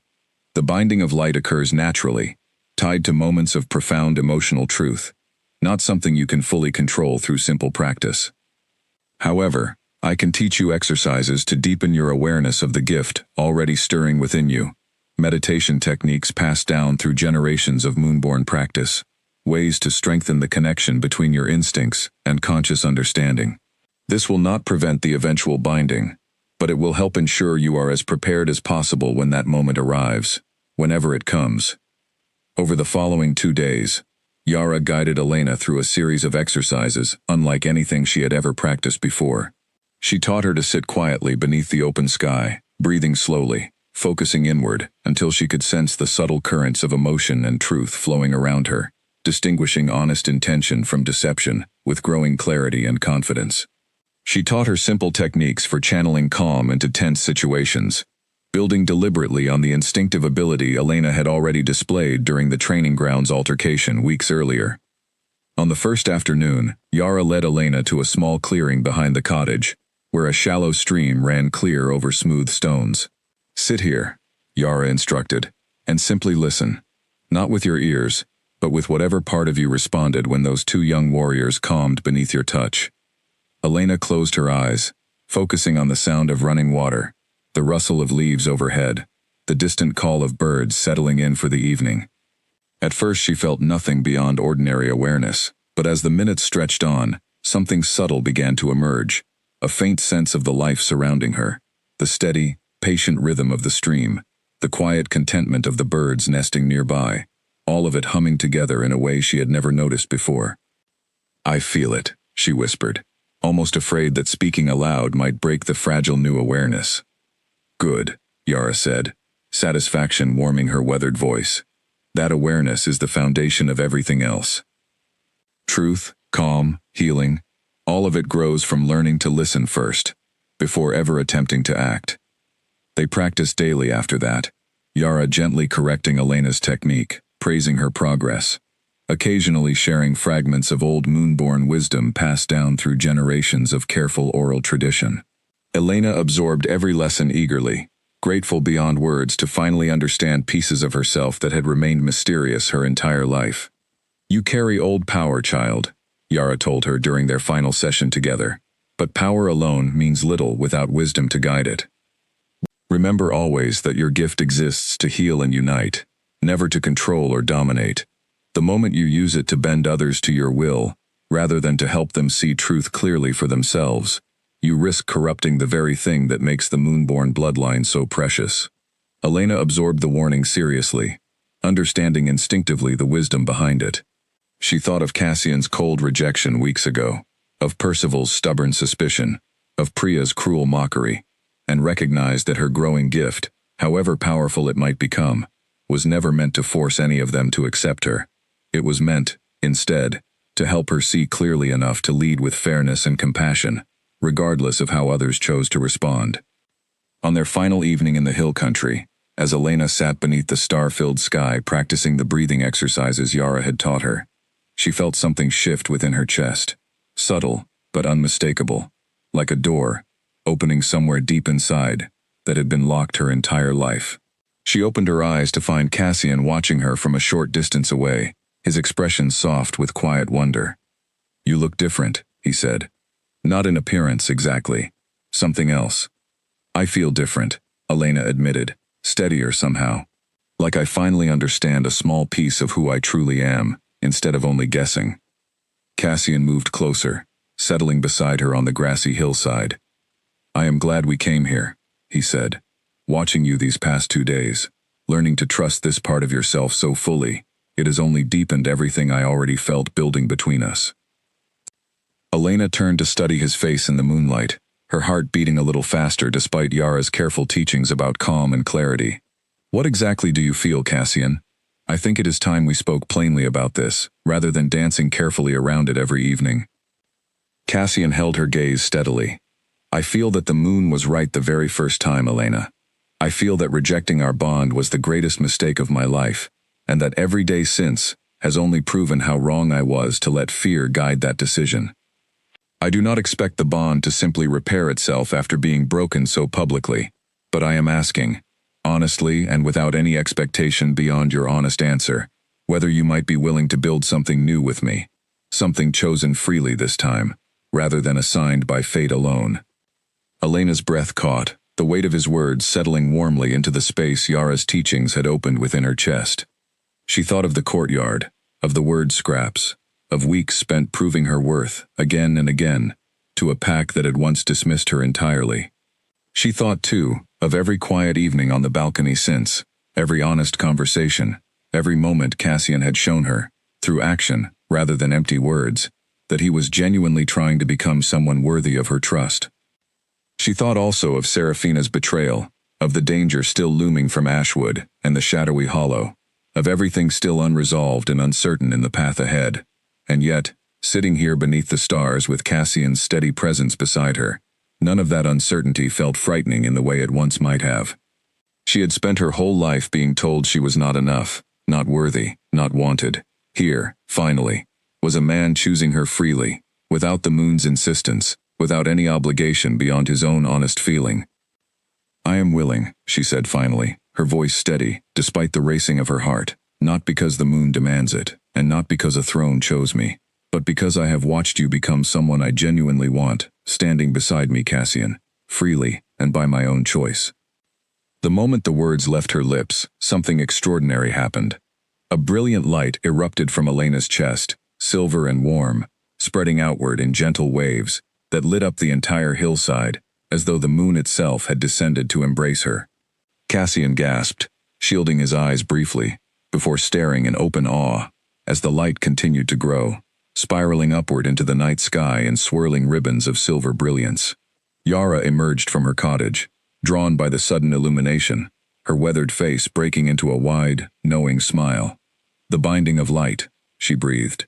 "It has finally come." The light continued blazing for several long moments, visible, Elena understood with growing awe, not only across the hill country, but across every territory within a great distance, announcing to the entire region, friend and enemy alike, that the moonborn bloodline had truly, undeniably returned. As the light finally began to fade, settling back into a soft glow beneath Elena's skin, before disappearing entirely, she found herself breathless, overwhelmed, and strangely, completely at peace. Whatever danger this announcement might invite, whatever the Hollow's response might ultimately be, she understood now, with absolute clarity, exactly who she was, and exactly what she was capable of. "It is done," Yara said softly, settling a gentle hand on Elena's shoulder. "The world knows now, child. There is no more hiding what you carry, but do not fear that truth. Fear only what you might become if you ever forget the wisdom guiding it." "What happens now?" Cassian asked, his protective instincts already sharpening, despite the wonder still lingering in his expression. "If every territory within a great distance witnessed that light, surely the Hollow will know exactly where to find her." "They will know she has awakened," Yara agreed, her expression growing more serious. "Whether they know exactly where to find her depends on how far word has already spread from Ashwood's earlier discovery. I would advise returning to Silverpine as quickly as possible. Whatever protection your walls and warriors can offer will matter more now than ever before." Corwin rose immediately, already moving toward the horses tethered near the cottage. "I will ready our mounts. If the Hollow moves quickly, we should not linger here longer than necessary." Elena nodded, understanding the urgency, even through the lingering wonder of everything she had just experienced. She turned to Yara, gratitude swelling in her chest. "Thank you. For everything. I do not know how I would have faced any of this without your guidance." Yara took Elena's hands in her own weathered ones, squeezing gently. "You would have found your way regardless, child. The strength was always within you. I merely helped you learn its name. Go now, and remember everything I have taught you. Trust your instincts, lead with compassion, and never let fear turn your gift toward control rather than healing." Elena nodded, turning to find Cassian still staring at her with open wonder, his hand finding hers once more in the settling darkness. "Whatever comes next," he said quietly, "we face it together." Elena squeezed his hand, drawing strength from the steady warmth of his presence beside her, from the newfound clarity blooming within her own chest, from the quiet, hard-won knowledge that she was no longer the frightened, rejected Omega who had stumbled onto a glowing throne weeks ago, desperate for anywhere quiet to fall apart. She was Moonborn, she was Luna, and whatever the Hollow intended to do with that knowledge, Elena understood, standing beneath the fading silver light on that quiet hillside, that she would meet it not with fear, but with the full, awakened strength of everything she had finally become. The ride back to Silverpine felt longer than the journey out, urgency pressing at their heels every mile of the way. Elena kept careful watch on the surrounding hills, her newly sharpened awareness picking up subtle details she might have missed before. The particular stillness of birds gone suddenly quiet, the faint, distant scent of wolves that did not belong to their own territory. They reached Silver Pine's gates just as the sun began setting on their second day of travel, relief flooding through Elena at the sight of the familiar walls rising against the darkening sky.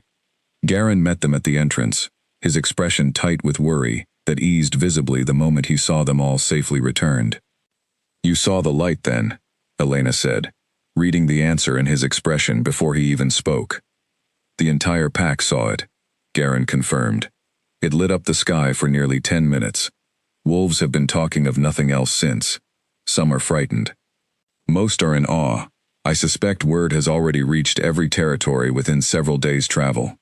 "Including the Hollow," Cassian said grimly. "Including the Hollow," Garin agreed. "Which is why I have already begun reinforcing our defenses in your absence. Every border patrol has been doubled, and I have sent word to our allied territories, informing them of the danger and requesting support should the Hollow attempt anything against Silverpine directly." Over the following days, Silverpine transformed into a fortress of careful vigilance. Warriors patrolled constantly, watchtowers were manned around the clock, and Elena found herself drawn increasingly into war council meetings, her growing gift proving unexpectedly valuable as she helped assess the honesty of reports coming in from scattered scouts and messengers. Word arrived nearly a week later that Ashwood's Alpha, apparently unsettled by the scale of the Binding of Light and unwilling to draw the Hollow's dangerous attention directly onto his own territory, had quietly withdrawn his support for any further aggression against Silverpine. Whether this reflected genuine fear or simple political calculation, Elena could not be certain, but the retreat bought Silverpine valuable time to prepare for whatever threat the Hollow itself might still pose. Serafina, it seemed, had vanished entirely, her family issuing careful denials of any involvement in the recent conflict, though Garin's contacts among allied territories suggested she had fled far south, well beyond Silverpine's immediate reach. Elena felt no satisfaction in her disappearance, only a lingering wariness, aware that betrayal of that magnitude rarely simply faded away without consequence, eventually returning to matter again. Corwin proved himself invaluable during those tense weeks, his knowledge of Ashwood's patrol patterns and the Hollow's known methods helping Silverpine's war captains anticipate threats before they fully materialized. Cassian formally welcomed him into the pack during a small ceremony, granting him the rank of a trusted scout, a position Corwin accepted with visible gratitude and quiet determination to prove himself worthy of the trust extended to him. Elena, meanwhile, found her days filled with a strange new rhythm, half spent on the practical duties of a Luna, settling disputes, reviewing trade agreements, comforting families still anxious after the recent attack, and half spent continuing the exercises Yara had taught her, deepening her connection to the gift now fully awakened within her. She discovered, with growing wonder, that her ability to sense truth had sharpened considerably since the Binding of Light, and that she could now offer genuine comfort to the wounded, a gentle warmth passing from her hands that eased pain and quickened healing in ways the pack's healers watched with amazed gratitude. Mira, visiting one afternoon as Elena helped tend to a young warrior's still healing wound from the border skirmish, watched the faint silver glow pass between Elena's palms and the young man's injury, with tears gathering in her eyes. "I always knew you were special," she said softly. "I simply never imagined how much." "Neither did I," Elena admitted, smiling warmly at the woman who had shown her more genuine kindness than almost anyone else in her difficult childhood. "But I am grateful every single day that the throne gave me the chance to find out." 3 weeks after the Binding of Light, as autumn began settling firmly over Silverpine's territory, Garin called for a full pack gathering in the courtyard, the same courtyard where Elena's story had begun with such painful rejection months before. "There is something I wish to say publicly," Cassian told Elena the evening before, finding her once again on their familiar balcony. "Something I should have said the moment the throne first confirmed your worth, but was too proud and too afraid to speak clearly enough." Elena studied him curiously, though something in his tone told her exactly what he intended. "Cassian, you do not need to prove anything more to me. We have already spoken honestly about what we want." "I know," he said, taking her hands gently in his. But the pack witnessed my rejection publicly, and I believe they deserve to witness, just as publicly, exactly how wrong that rejection was, and exactly how much I have come to treasure the woman standing before me now. The following morning, the courtyard filled with pack members from every quarter, drawn by Garen's announcement that important matters concerning Silverpine's future would be addressed. Elena stood near the platform, her heart pounding with a mixture of nerves and quiet anticipation, watching as Cassian climbed the steps and turned to address the gathered crowd. "Many of you stood in this very courtyard months ago," he began, his voice carrying clearly across the silent gathering, "and witnessed me reject the mate the moon itself had chosen for me. I called her weak. I called her scraps. I let fear of what others might think guide a decision that should have come from somewhere far steadier, far wiser." He turned, finding Elena's eyes across the courtyard, his expression open and unguarded in a way she had rarely witnessed from him, even in their most private conversations. "I was wrong," he continued, his voice growing firmer with each word. "Elena is not weak. She is the strongest wolf I have ever known, strong enough to survive a childhood built on rejection and neglect, strong enough to face a trial before this entire pack with nothing but honesty as her shield, strong enough to walk willingly toward danger, for the sake of understanding a gift she never asked to carry. She has earned every bit of respect this pack has slowly begun offering her, and she deserves far more than the cruel words I spoke the night I nearly threw away the greatest gift the moon has ever offered me." Murmurs of agreement rippled through the crowd, mixed with a few lingering pockets of doubt, though far fewer than Elena might have expected months earlier. Near the front of the gathering, Priya stood watching with an expression Elena had never seen on her before, something soft and unguarded, entirely free of the sharp mockery that had once defined every interaction between them. When their eyes met briefly across the courtyard, Priya offered a small, genuine smile, and Elena found herself returning it without hesitation, grateful for how far they had both come since that painful first night. Cassian stepped down from the platform, crossing the courtyard until he stood directly before Elena, dropping to one knee in a gesture that drew a collective gasp from the gathered pack. "Elena," he said, loud enough for everyone to hear, though his eyes remained fixed entirely on her, "I cannot undo the pain I caused that first night.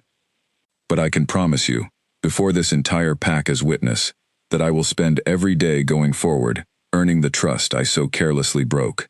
I am asking you, not as fate demands through some ancient bond, but as a man who has come to love you freely and completely, whether you will accept me as your mate, chosen this time, by both of us, together."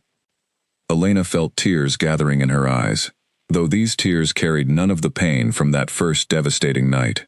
She thought of every lesson Yara had taught her, every quiet evening on the balcony, every moment Cassian had proven himself through action, rather than empty promises. She thought of the throne that had chosen her, when no one else would, of the bloodline she now understood, and embraced, rather than feared, of the long, difficult journey that had brought her to this exact moment, standing strong and certain, before an entire pack that had once dismissed her as nothing. "Yes," she said, her voice clear and steady, despite the emotion swelling in her chest. "I accept you, Cassian, freely and completely, exactly as you have offered yourself to me." The courtyard erupted into genuine celebration, cheers and applause rising from wolves who had witnessed both Elena's rejection and her remarkable rise, many of them moved to tears by the completeness of the transformation they had watched unfold over these past difficult months. Even Percival, standing near the edge of the crowd, offered a small, genuine nod of respect, his earlier skepticism finally, fully laid to rest. As Cassian rose and gently pulled Elena into his arms, the sacred Luna throne, visible through the open doors of the great hall beyond the courtyard, began to glow softly, its silver light spilling out into the autumn morning, as though offering its own quiet blessing on the moment. Garen stepped forward once more, raising his voice over the celebrating crowd. "Let it be known throughout Silverpine and beyond, that our Luna stands confirmed not only by ancient throne and old bloodline, but by the free and willing heart of our Alpha himself. Whatever challenges the future holds, whatever danger the Hollow or any other threat might still bring toward our borders, Silverpine faces it now with a leadership bound not by fear or obligation, but by genuine partnership and hard-won trust." That evening, as the celebration continued long into the night, Elena found a quiet moment to slip away toward the great hall, drawn once more toward the throne that had changed her entire life so many months before. She climbed the platform steps and settled onto the silver wood, feeling its familiar warmth spread beneath her. Gentler now, steadier, like an old friend rather than a startling mystery. She thought of the frightened, rejected girl who had first stumbled onto this throne, desperate for anywhere quiet to fall apart. That girl had believed, in her most painful moments, that she was destined to remain unwanted forever, unworthy of love, unworthy of belonging. Sitting here now, Luna of Silverpine, both by ancient throne and by Cassian's freely given heart, surrounded by a pack slowly learning to see her true worth, Elena understood how completely that old fear had been proven wrong. Cassian found her there a while later, settling quietly beside the platform rather than interrupting her private moment. "Regretting anything?" he asked softly. Elena smiled, reaching down to take his offered hand, pulling him gently up beside her. "Not one single thing," she said. "Every painful moment led me exactly here, to this throne, to this pack, to you. I would not trade that journey, however difficult, for any easier path that might have kept me from finding it. I used to believe strength meant never showing weakness," Cassian said quietly, settling beside her on the wide silver seat. "Watching you these past months has taught me something different. Real strength is standing back up after being told you do not belong, again and again, and choosing kindness anyway, even toward people who never once extended you the same courtesy."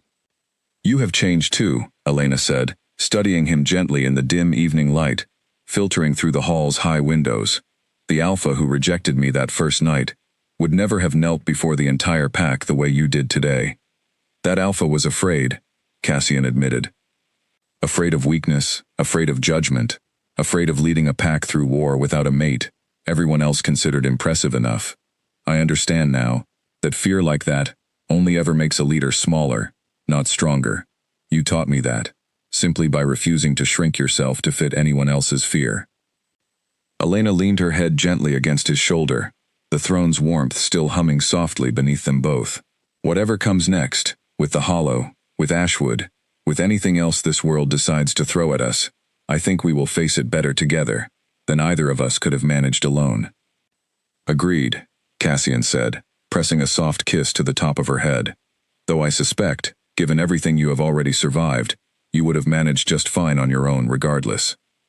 "Perhaps," Elena said, a small, teasing smile touching her lips. "But I am glad I do not have to find out."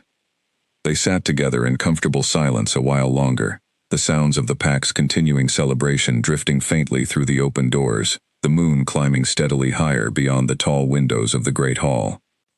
Outside, the moon rose full and bright over Silverpine, the same moon that had witnessed her deepest humiliation months before, now witnessing instead the quiet, hard-won peace of a story that had finally found its rightful ending. Whatever challenges still waited beyond the horizon, whatever the Hollow or any other danger might yet bring, Elena faced that uncertain future exactly as she had learned to face everything else in her remarkable journey. Not alone, not afraid, but strong, awakened, and finally, completely home.